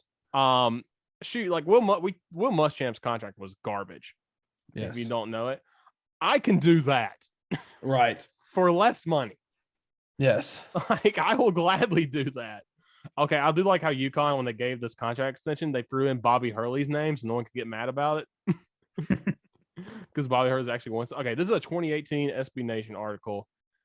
Let's see. It's titled "UConn head coach Randy Edsall's contract is basically just a prop bet sheet." So that shows you something. So yeah, Randy Edsall can get up to $150,000 in incentives based on a game-by-game basis. It gets an extra $2,000 a game if his team scores first, leads at halftime, or finishes with more total offense. So just one of the three. Yeah. All you got to do is just get the kickoff and take it and like score. Yep. And that's $2,000. That's ridiculous. He also, even if they score a field goal. Yeah, it doesn't. Yeah, it could be whatever. Yeah. He gets another $2,000 if the defense leads the game in tackles for loss margin, points per possession allowed, turnover margin, and sacks. So say he gets like 3 sacks and the other team gets 2. Yeah, he gets $2,000. None of these things helped him win. No. His contract is just like they're trying to tell him, like, we just need you to do things that make it look like we want to win, but then we're not going to win. You want to know what his record is? This is his second time at UConn, by the way. He was at UConn earlier, back in 2007, when they were pretty good, and in 2010, I know. He came back. They beat us in the Papa John's Bowl. I know. Yeah, the most wins he's had in a season since coming back to UConn, 3. The real question is, do they win a game besides Holy Cross this year? Have you looked at their schedule? I have not looked at their schedule yet. But I would not. But UMass. They gotta beat UMass. If they don't beat UMass and Yale, then they're not beating Yale. I don't think. Yeah, you're right. I'm stating that with no factual knowledge of why I'm saying that, but they're not going to beat Yale. If they don't beat UMass, woof. That's a rivalry. Oh my gosh. Well, okay. Oh, it's so sad. It's so bad. So that Wyoming game you see there, that's from Clemson. Clemson was supposed to play Wyoming, UConn, South Carolina State, and South Carolina as their non-conference game this year. Who decided that? You. Yeah. And then Georgia came and Dukes Mayo came with all their money and said, hey, let's play this game. And we gave them Wyoming to UConn. Jeez. Yeah. It's a brutal stretch at the end of the season. Oh, that end of the season. UConn. At Clemson, at Central Florida with Gus Malzahn. And then versus Houston with a Dana Holmgren on the hot seat. Mm-hmm. No. What's his name? Holgerson. Is that right? Holgerson. Yeah. Hey, but remember, UCS for that civil conflict trophy, baby, that I think they still have no idea where that is. What a stupid trophy. Oh, God. UConn plays Vandy. At Vandy. And I'm seeing tickets as low as $3, Richard. $3. There is a 4-game stretch for UConn that might be the 4 worst football games I've ever seen. At Vandy, at UMass, Yale, and Middle Tennessee. How do you get excited for that if you're a student? The best team you have coming to your campus is Houston. And maybe Purdue. The worst part about all this, 2 of those games are televised. God. They're going to be broadcast to millions of people. And that one might be on SEC Network at like 4:00. Clemson's going to be on ACC Network at like 2:00. That might be the primetime game. Oh my God. I don't know what's going on that weekend, but please put that on primetime. UConn is very accessible to be a terrible team. They're literally on CBS Sports Network every week. I mean, Yeah. almost. Yeah, and then they're on Nesson for that UMass game. Well, all right, go Red Sox, I guess. Northeast Sports Network, is that what that is? Yep. Have you heard, by the way, UTEP and New Mexico State? We're not going to talk much about this game because who cares? New Mexico State, all of their games are on local TV in New Mexico, not only even on Watch ESPN. Yeah, that's a great deal. Sad life. Yeah, they need to drop the FCS, man. I love Doug Martin, and when they got into a bowl game and they won it, great at one of the greatest things I've ever seen in football. But just drop the FCS, man. Yeah, they're really good in basketball. Yeah. The WAC got football back this year, by the way. I don't know if you knew that, in their FCS conference again. Yes. I did. They're in the WAC for basketball. Just drop down, play football in the WAC. Right. That's all you need to do. Yeah. I mean, you look at least New Mexico State's schedule. At least you get Hawaii comes to y'all. They play Hawaii twice. Interesting. Ew, why? Wait. One of them. Why is the kickoff 11:59 p.m.? Why is it not just 12 a.m.? I guess. Why is it 11:59? I have no clue. Oh yeah, the end of New Mexico State schedule is a whirlwind. They have Utah State at home. Okay. At Alabama, at Kentucky, UMass. Questions. Why are they finishing with two SEC schools and oh my gosh, UMass? I forgot about this too. Their second game of the year is at San Diego State. San Diego State doesn't have a home stadium because Qualcomm Stadium got torn down. So they're playing at the LA Galaxy Stadium. Yes. Oh my gosh. I just remembered that too. Oh, and Hawaii's got that new stadium on campus that's like 20,000 people. Have you seen that? Yeah. Yeah, that's where they're playing Hawaii too. So they are going to some of the weirdest places, man. And South Carolina State, go get your money, man. Good for y'all. They should come to Orangeburg. I'm going to petition for New Mexico State to come to Orangeburg, man. At that point, God, they should come to Carson Newman. Just come to Carson Newman and play. Unreal. Go Aggies, man. I have no clue what they're going to do this year. Go Aggies. 3:00. This is another game featuring Power 5 team. UCLA and Hawaii. Yeah, UCLA's picked to win by 17, but this one, Hawaii always plays people tough, especially in the Pac-12. They're going to run that run and shoot offense all over the field. That'll be interesting to see, and good for them to go on national TV, of course, at a reasonable time. Yeah. UCLA's got that good has a pretty good quarterback. Dorian Thompson something. I saw his name earlier today. I think so. I'm honestly unsure. Yeah. But this is called We Live on the East Coast and we really don't care. Yeah. Except if it's late at night, we'll watch these Pac-12 games. God, these I'm sorry. I'm on Hawaii's schedule now. These game times for Hawaii are just unreal. Like I obviously I know it's a 6-hour difference from like Eastern Standard Time, but I thought that maybe they had to put 11:59 p.m. because they couldn't put an a.m., but that's not true. Oh yeah, no, they're playing San Jose State at 12:30 a.m. Yeah, but they have New Mexico State and Portland State starting at 11:59 p.m., which would be 5:59 p.m. in Hawaii, something like that. Why are we so specific? Yeah. God, you remember that year when Hawaii had to go all the way to Army and kick off at noon Eastern? I would have hated the life that day. Yeah, they better have left at least 2 or 3 more days in advance. Yeah, because I'd be like, dude, you're making us wake up early to play an option football team at 6 a.m. our time. No. Yeah. Yeah. I mean, Hawaii's always fun to watch. They usually always have some kind of really fun quarterback.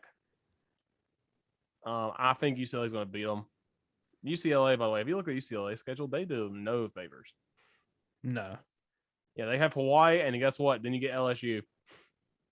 Then you have a week off. Then Fresno State, who, again, probably going to beat the brakes off of UConn, might be good. Go to Stanford, and then you got 1, 2, 3. Yeah, 4 of your next 5 games are against top 25 teams. Oh, excuse me, 5 of your next 6 games. Yep. Then you get a week off, Colorado at USC, Cal. Yeah, that. All right, Chip Kelly, have fun. No, this Dorian Thompson Robinson kid, he was pretty good last year. I mean, only 5 games. Holy cow, this is a name. He had the highest pass efficiency rating by a Bruin quarterback since Drew Olson. You remember him? Faintly, yes. 2005. He was on, I think he was on that team that finally beat USC right after they got good. Yeah. Yeah, I think he's the quarterback of that team. Anyway, he threw for 300 yards against Colorado. He threw 4 touchdowns against Colorado and USC.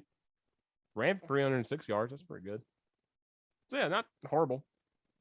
Like to see him in I mean, the year before he had 21 touchdowns passes in 2019 and 2,899 yards. I just keep forgetting Chip Kelly's out there.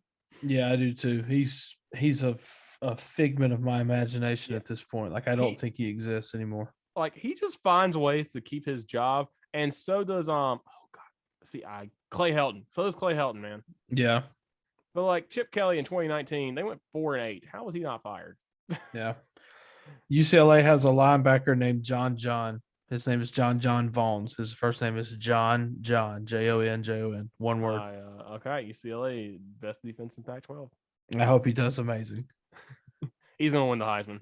Change him up. Speaking of USC, I honestly do not know what Clay Helton looks like.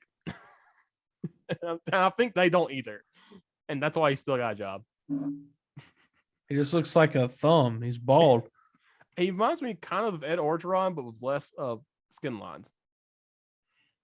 Less skin lines, maybe not as big of a gut. Obviously, not the same voice.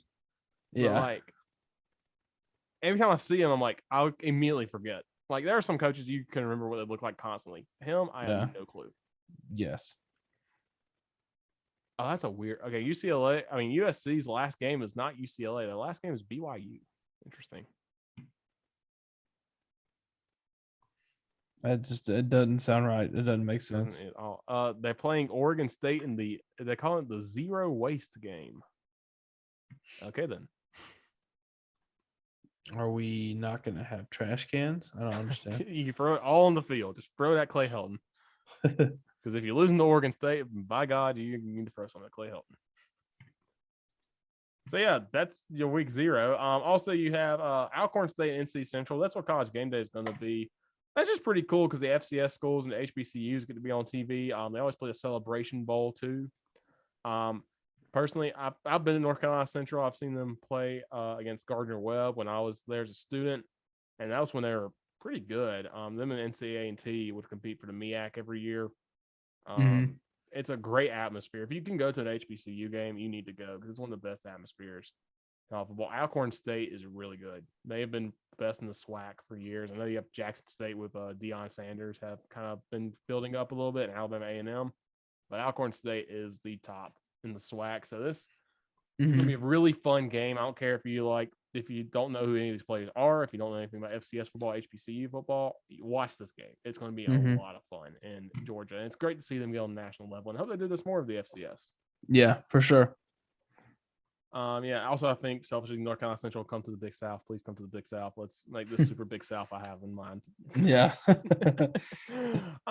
So week 0, Degenerates week. You also have Southern Utah at San Jose State. San Jose State was really good last year with former Arkansas quarterback Nick Starkel as their quarterback. And he's back for one more year, and they won the Mountain West last year. So we'll see. I didn't know that. Yeah, and then you have Eastern Illinois and Indiana State. So some scouting, Gamecock fans. Let's go scout the Panthers. Eastern Illinois on Saturday. That's on Watch ESPN at 6. Shout out to Eric Mangum. He's over the video production staff at Indiana State with Gardner-Webb. So shout out to him. Go Sycamores.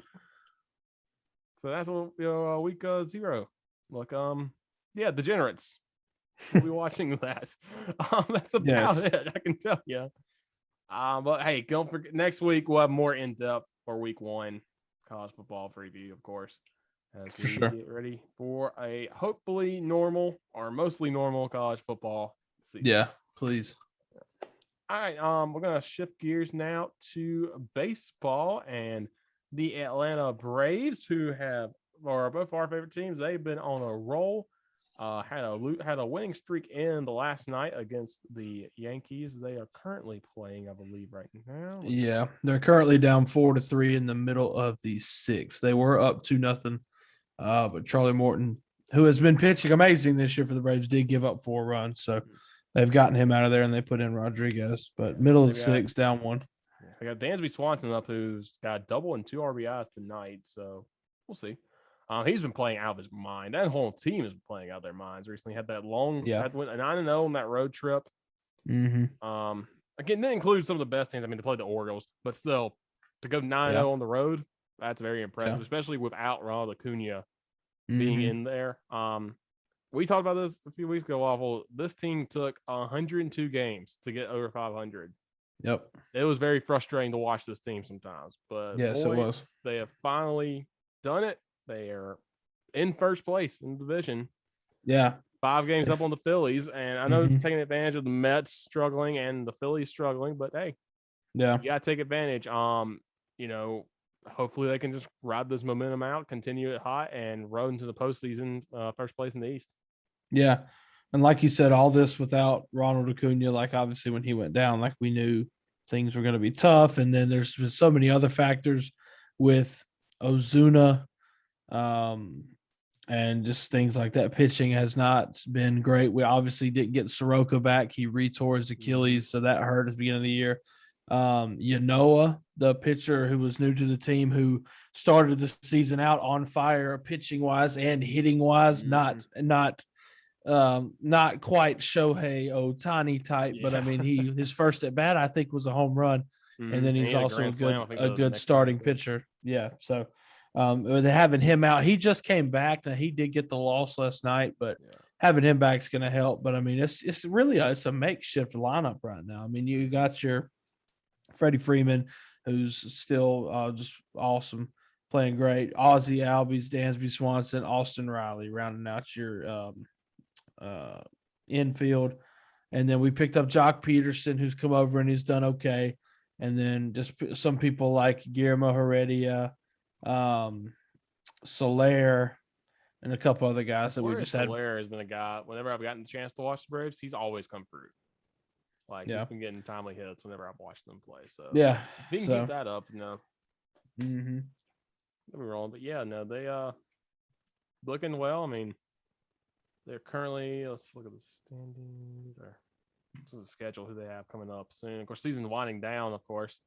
This is their last game against the Yankees tonight. Then they play the Giants. That 3-game series, that will be tough. Yeah, these next ones are tough. I mean, coming off a road trip that going 9-0 in is fantastic. It was the Nationals, Marlins, and the Orioles, who are Nationals, Marlins better than the Orioles, but the Orioles are the worst team in baseball. Yeah. Playing the Yankees, and they got 3 at home against San Fran. And then they go to LA, who now the Braves won the previous series against LA. But I mean, obviously LA's LA. They're freaking stacked. It's unreal how good they are. Don't discount that Colorado. Colorado is really good at home this year. Yeah. They have like one of the worst records in baseball, but they, I think, have the best record at home this year. Yeah, their home record's unreal. Yeah. So that's going to be a tough place to go play. So the 4 against them and then coming back playing Washington and Miami. So, a lot of these same teams coming down the stretch that we play 2 series with the Giants, 2 series with the Rockies. We're also fitting in the Padres, Phillies, Mets, and the D-backs, who suck as well as the Orioles. Good news is you're 4.5 up on the Phillies right now, and then the Mets are right behind them at 6.5 back. So it's going to be one of those situations where come September 28th, when we're starting the 3-game series with the Phillies and then the 3-game series with the Mets to end it, like those are going to be stupid and wildly important. Like I think it's going to stay neck and neck until that point, and then whoever comes out of those series is going to emerge the victor. Yeah, and talking about the Rockies, overall record is 57-68. They are 43-22 at home. That's crazy. So that's going to be a very tough series. That means they've only won 14 games on the road. Yep, but 14-46 sucks. on the road. That's bad. Yeah. That entire West is really good at home too, because the Dodgers are 42-21 at home, and the Giants are 38-25 on the road too. So that's really good when you have a winning record on the road. They have the most wins. They're 80-44. They're the only team with 80 wins so far. They could get to 100 wins. So it's a tough stretch, but Braves hopefully optimism. It'll kill you for the Braves, but Yeah. we'll see. We'll see. I didn't expect them to be still in it after Acuna went down. To be honest with you, I thought No, it was yeah, gonna me either. fall apart. But luckily, the Phillies and the Mets also fell apart. So that makes me feel a lot better. All right. All right, so now we're gonna go through. We're probably gonna do some stuff about what we watched on YouTube, something we'd like to see, sports related or not sports related, something that you need to check out. And the folks over at Secret Base, formerly SB Nation, have done a great job. Last year they came out with it's a series called Dorktown. Last year they came out with a documentary on the Seattle Mariners. And again, as a guy who hasn't really cared about the Mariners, like I liked Ichiro, like Ken Griffey Jr. Doesn't really care. That documentary made me care so much about the Mariners. Yes, and it did. And they did it again. They had the complete history of the Atlanta Falcons. They just wrapped up part 3. It's on YouTube. Every episode's about 45 minutes long right now. They're probably going to release a supercut later on, which is fantastic. Yep. The Mariners one is like 4 hours. Just go watch it, please. It is so good. good. It's such a good 4 hours. And like Richard said, it's not obviously we're not Mariners fans. The only thing that I knew about the Mariners going into the documentary was that they have the record for the best record in baseball from 2001, like the best record in the regular season, and they still had nothing to show for it. And I knew that they've always been kind of crap. They've always sucked. Yeah. So yeah. But yeah, this documentary, of course, it starts off, of course, first thing for the Falcons now, 28-3. But John Boyce, who is you gotta watch everything John Boyce makes. He has a series called Pretty Good too. That he still does some with that you need to watch all those videos on. They're all amazing. But he started off with 28-9. And me and you talked about this. That's a different way of looking at that game that I didn't even think about how everybody remembers 28-3. No one remembers 28-9. Right. And like Falcons had a chance to kick a field goal, make it 31-9, and they just missed it. And that leads to another point scored, and that led to the downfall. But the Falcons are a very interesting team, seeing their history, because there was no team in the South when the Falcons came along. Yeah. The South was really looked at as college football. It still is for the most part today. But you had you had some teams in Florida and Texas. That's about it. Yeah. And Atlanta, was growing, and they're like, well, and they had just gotten the Braves. So they figured, let's put a football team here so they can share a stadium. And of course, with every expansion team, they were horrible. Yeah. There's one game where both quarterbacks had the worst passer ratings of 1, and it's only happened ever in the same game once, and it was that game against the Cardinals. Yeah. You had what was that quarterback's name? He threw the 5 picks and had 5 incompletions. Yeah, I can't remember his name, but the biggest thing that I took away from that was obviously, that a passer rating, the perfect passer rating is 158.3. And some people have achieved that. And it's not really that big of a deal when you achieve that. I mean, it is, but Marcus Mariota achieved that in his very first NFL game, and he's not even a starter anymore. Yeah. But if you took every pass, a minimum of 10 passes, you threw 10 passes in the game and you threw them all in the stands, you would have a passer rating of 36. Mm-hmm. To have anything below 36, you really, really messed up. You sucked, dog.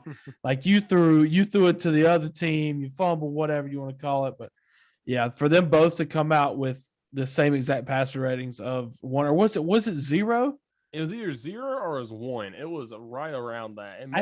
I want to say it was 0. I think it was 0, and they were both quarterbacks ended up with 0. It's just unbelievable. And it was a game that was a blowout. And then one team scored 30 points. Yeah, it was 34-10 or something like that. So it wasn't unreal. So yeah. Then of course part 2, you learn about Steve Bartkowski, one of the first big time quarterbacks for the Falcons. His story is just very incredible. How he was a guy they drafted, they were high on, and he just sucked. He sucked when he first started. They kept with him. Yep. And he turned his life around and became a fan favorite.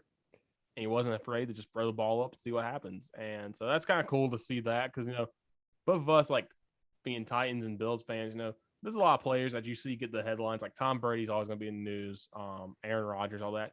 there are players for your teams that you will love no matter what, even if they don't make anything big. Right. Like for me, it's Isaiah McKenzie. Isaiah Yeah. McKenzie is never going to do anything like huge. Like he'll come up with big plays, but he's never going to be like number one. Trey White as well. I think he's a very underrated player, and I love him to death. And if anybody does a documentary about him, I'm going to love him to death for sure. But Trey White's not a guy that's not the first DB you think of sometimes. So it's cool to see kind of like those folk heroes get built up. And in today's episode, part 3, just came out today, is on the rise. Finally, they're rising up, and Andre Rison and Deion Sanders, and Jerry Glanville's the biggest idiot in the world for letting Brett Favre walk. Yes, an absolute unreal situation. He did not want to draft Brett Favre. He didn't draft him. He drafted him with a second pick. I didn't even know that. I thought Brett Favre was like their first pick. I thought he was always the guy, and it just didn't work out. But early second rounder. Yep, and he didn't want him, and he called him Mississippi. He didn't even know his name. Yeah, and they talk about that, and then they talk about how the GM for the Packers was with the Jets, and he had always been really high on Brett Favre. And so I think they were playing in a game, and I think it was the offensive coordinator for the Falcons. He was like, "Yeah, man, how about you come down, Packers GM, come down and watch Brett throw, because we'd be open to hearing options for him and things like that." And they said that the GM watched him throw, and the GM was like, "I gotta have him." And so then they eventually was Jeff George, who wasn't bad, but when you see what Brett Favre became, oh yeah, my goodness! Like, and obviously now looking at it, Glanville would most likely, would for sure not give him away. But and it was kind of wild too. Of course, Deion Sanders, of course, played baseball and football. He's the only person ever to hit a home run and catch a touchdown the same day, in the World Series and a regular season game, which is just insane. Still to think about that. Yeah. Like, you can say all you want about him now at Jackson State and all that. Dude was an unreal athlete. So yes. Yeah, he was. And then, of course, that fizzled out too. And he eventually went to the 49ers, and the Falcons kind of fell apart in the mid-90s. So that's where it's left off, mid-90s, starting to rebuild. Probably going to get into Michael Vick, I assume, coming up soon. Yeah, it's got to be soon. And then probably after that, it's going to be Matt Ryan and the current years. Yep. Of the 2020, but it's a really good documentary. Alex Rubenstein. It's also a 7-part series, and we're on next part will be 4. So however you want to split that up. Mike Vick, I think. Oh yeah, I'm sure. Yeah. They're like Mike Vick, I think they're probably going to have an episode next leading up to Mike Vick, and then they're going to have the Mike Vick episodes going to be. Because with the Mariners, they had one just on each row. Yeah. So and then they're going to go into the Matt Ryan years in one, and then they're going to go, probably up until they'll probably go to the Super Bowl where they lose to the Patriots, and then maybe to now. They're probably going to spend a whole episode on that Super Bowl year too, because that's what everybody remembers, and just breaking down that game. I think if they do it the way that I would like them to do it, and then the way that I think they might do it, obviously the Michael Vick episode is going to be amazing, and I can't wait to watch it, just to watch his highlights and then also get another recap of like his downfall and how all that happened. But I think the final episode of this series is going to be good, because if they save everything post Super Bowl collapse to this, to the final episode, it's going to be amazing, because no matter what you say, no matter what you think, Atlanta is cursed, and it's not just the football team; it's everybody. It really doesn't matter, and I feel like they would piece that together beautifully, because everything Secret Base does is amazing. Yeah, if you look at, I lived in Kennesaw, of course, so I got to hear the radio. Like, Atlanta United won the MLS Cup in their second year, but after that, really, like the Hawks were horrible until this year. Yeah, and the Hawks have had a series of being. They can be good, but they're never going to be like it. They're never going to be the man, because they always ran into LeBron James when they had like Jeff Teague and Al Horford and all them back in the day. Kyle Korver. And last year, of course, they had Trae Young, but they had to run the Giannis and all them. So right. Braves, of course, they got murdered by the Cardinals, and then this fell apart to the Dodgers. Braves, man. You got one game. You got one game to advance, and you give up 13 runs in the first inning. Braves. Thanks, Falcons. And last year, up 3-1 on the Dodgers. Blew it. Thanks, Falcons. Yep. Then Georgia Tech hasn't done anything of note. since 2005. No. Yeah, I mean, they won ACC championships and stuff. They had good teams in the late 2000s. Calvin Johnson, they had him. But that's about it. They ran the option. Never won a national title. You weren't really relevant on the national stage. You're a great ACC football team. You're a good Clemson. You're like if Clemson didn't win the national championship the past few years. You're like that. What Clemson would it be? But yeah, and Georgia hasn't won a national championship since 1980. So yeah, I mean Georgia had a similar thing with that Alabama game. Yep. And just like what possessed Kirby Smart to say, yeah, let's fake this punt. God, how stupid. That was like, on I mean, come on, man. Stupidest decisions video again. Oh my God. Yeah. I still so makes me. I watched that live. I was so angry. It's because the Falcons lost that Kirby Smart said, yeah, let's fake it. Yeah. Georgia State's the only team that's done well because Georgia State went off and beat Tennessee. Hey, baby. We love old coach down there. Yeah. Old South Carolina boy. Yeah. So yeah, but this documentary is really good. Just go watch it. It's Secret Base, the history of the Atlanta Falcons. 3 parts available now. Part 4 coming out later on this week. Yeah. Go watch everything they make. Yeah, especially the Rewinder series. Like if you like good sports moments and everything like I do, and I know you do, Richard, like they have tons and tons of episodes. Probably I'd say close to 60 episodes of Beef history Rewinder. Too. Yeah. Beef history, the history of the Cleveland Cavaliers as well. They did one for the Browns. It's outdated now because the Browns have actually won. That one was like, I think it's the Browns Live in Hell.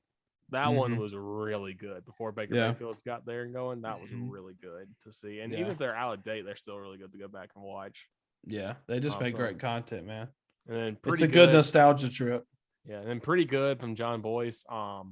He hasn't made one of those in a while, but he's got some that are good. Like there's one about Troy and DeVry playing basketball. Like yes, DeVry University had a basketball ball team. Yeah. One of the highest scoring games of all time. There's one about like poker. He makes like the World Series of poker. So interesting, man.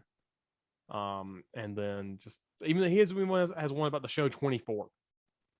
That's about the entire character study of Jack Bauer. That is really good. And I've seen like a couple episodes of 24 and maybe want to watch the show so much. So yeah, so go check them out. That's a big plug for them, but especially this Atlanta Falcons doc and the Seattle Mariners doc. They also have a UFC doc that's really good too. That's about a 6-part or 5-part. I can't remember, but that one's pretty long too. But that one's really good. All right, finally, so we're gonna go around here. This will be a video podcast as well. So if you want to see this part, you're gonna need to watch the video on YouTube. But we're gonna look at some plays we saw, whether they're on Twitter, whether we saw them in person, of just high school athletes mostly. But if we see some others from like Division 2 or D3 or something, we'll see it. So if you see something, just drop us a line. We'll give you all the socials and stuff at the end. But this is some plays we saw, and Waffle, you need to go first because this play, you sent it to me today. You described it to me on Friday, and man, high school football is great, isn't it?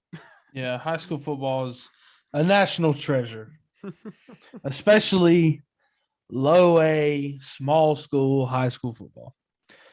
It can make you really appreciate the game and love it for what it is, but it can also make you question why anybody in this town would ever play football. But so what we got to set the scene, I'm in Emerald High School, which is in Greenwood, South Carolina. There's Greenwood High School, and then there's Emerald High School, which are the two kind of bigger high schools. And then there's 96 High School, which is in Greenwood County, and Ware Shoals High School, which is the smallest one, 1A, 96, 2A, Emerald 3, Greenwood 4. Emerald is hosting 96. My roommate is a coach for the middle school team in 96, so he also helps out with the varsity team. And then one of our best friends from college is a defensive coach for the varsity team at Emerald. So I'm there. I help them do stuff in the press box for the Emerald home game. So I'm there. I know it's going to be I'm not expecting much out of this game because Emerald is on the rise, but they're still not quite there. Yeah. And 96 is just bad. It's just real bad. It's not good. It's not a good time. Game starts. game's just sloppy as all get out. I mean, I get it. It's week one.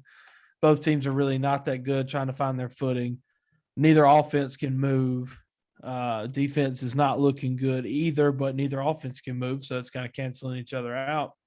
We're here in the I'm pretty sure it's still the first quarter. Yeah, I believe The so. game's been going slow, and 96 is punting. They're punting from like their own, I don't know, I can't remember, 12 or something like that. Yeah, something like that.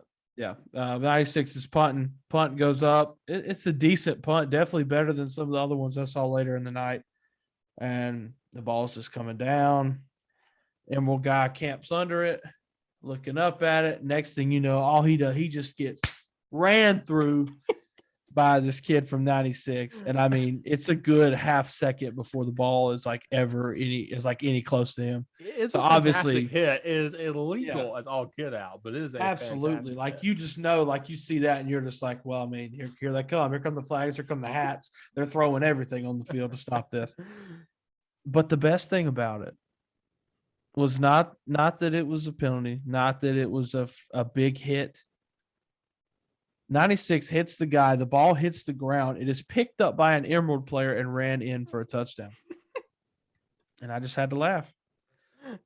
I just had to laugh. I now missed the guy running it in the first time I saw it because I was looking at the hit, and then I looked down the corner. I'm like, this somebody's still running. Oh my God, he has the ball. I think the video I sent you doesn't finish it, like it doesn't have it all going all the way to the end zone, but he did run all the way to the end zone and score a touchdown. And like if you don't really know football, like you obviously think it's a touchdown.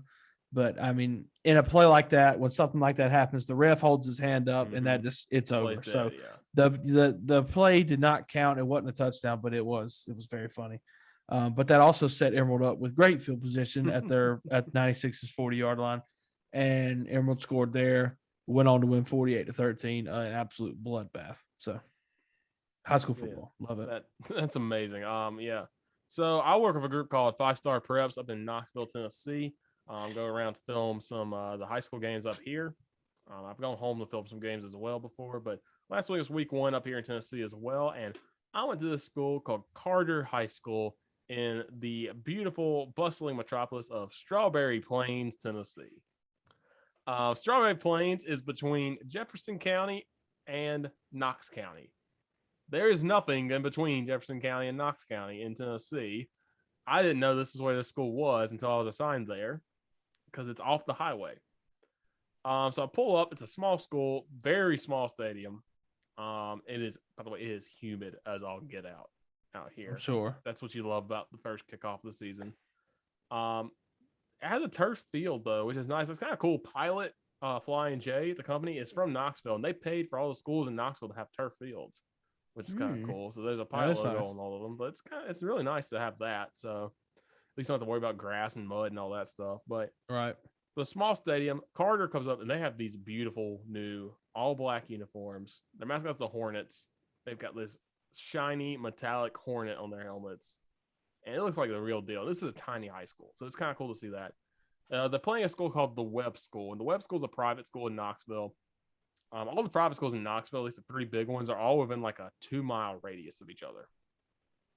And they're all pretty good at football.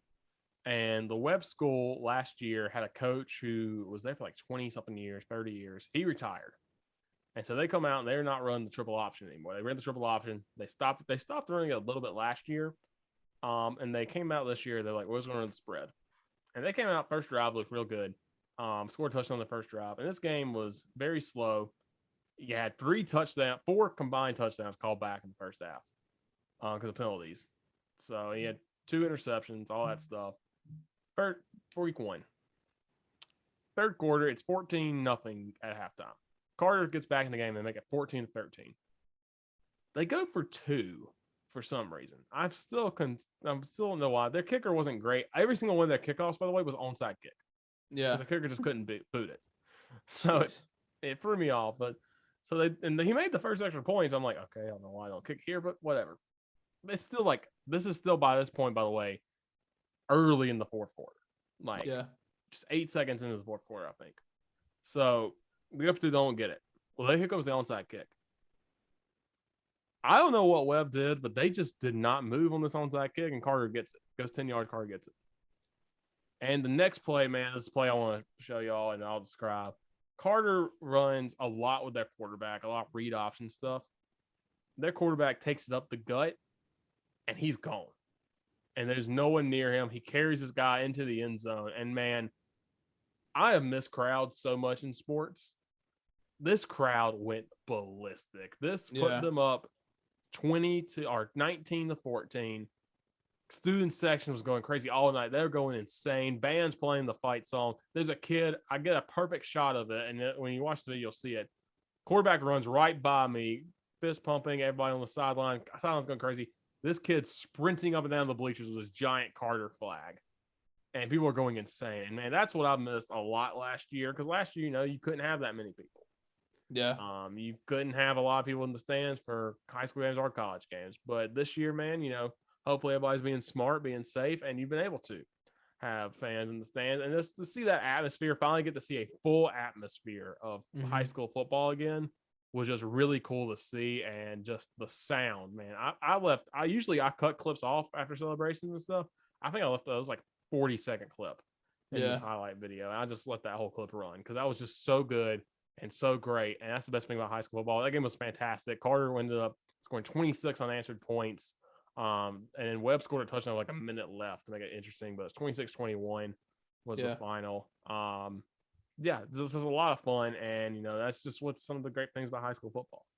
Yeah, and crowds are definitely important, man. It's definitely missed having them last year, and glad that schools are able to get back to having crowds and doing the normal things, as long as people keep doing what they got to do in order for people to come to games. So yeah, absolutely. So if y'all find any of those clips or whatever, just send them our way. We'll give you our socials and stuff, and send them our way. If we see something else, just kind of show us off. So I think that's going to do it, Waffle. We've been talking for about 2 hours now. I know. We knew this was going to be like this. So glad we don't have to be in the confines of a radio show anymore.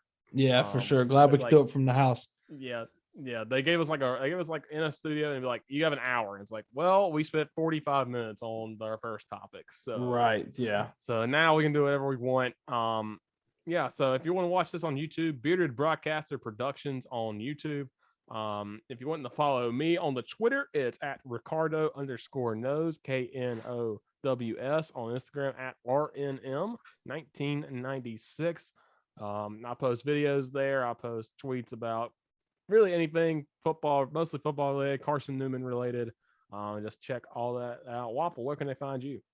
You can find me on Twitter at Waffdawg, WAFFDAWG. Can't miss it when you pull it up. It's gonna have a header with John Morant with the joggles on, baby, because go Grizz. But yeah, you can find me on Twitter. That's where I usually post a lot of my hotter sports takes and talk Titans, talk South Carolina. Also talk music if you're into metal music or anything like that. But yeah, follow me at Waffdawg on Twitter. Absolutely, man. We're going to try to get this out every Thursday if we can.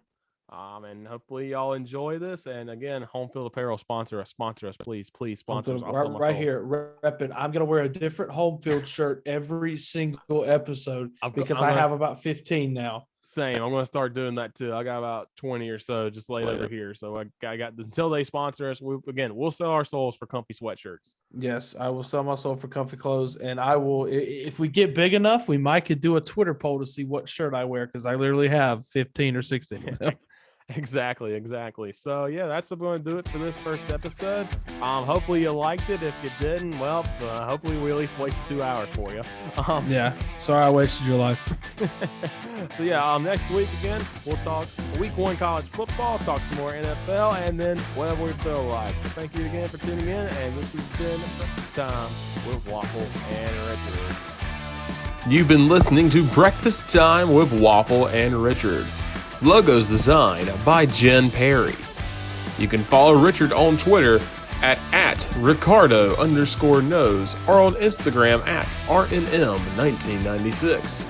Catch up with Waffle at Waffdawg on Twitter. Thank you for tuning in, and we'll see you next time on this Bearded Broadcaster production.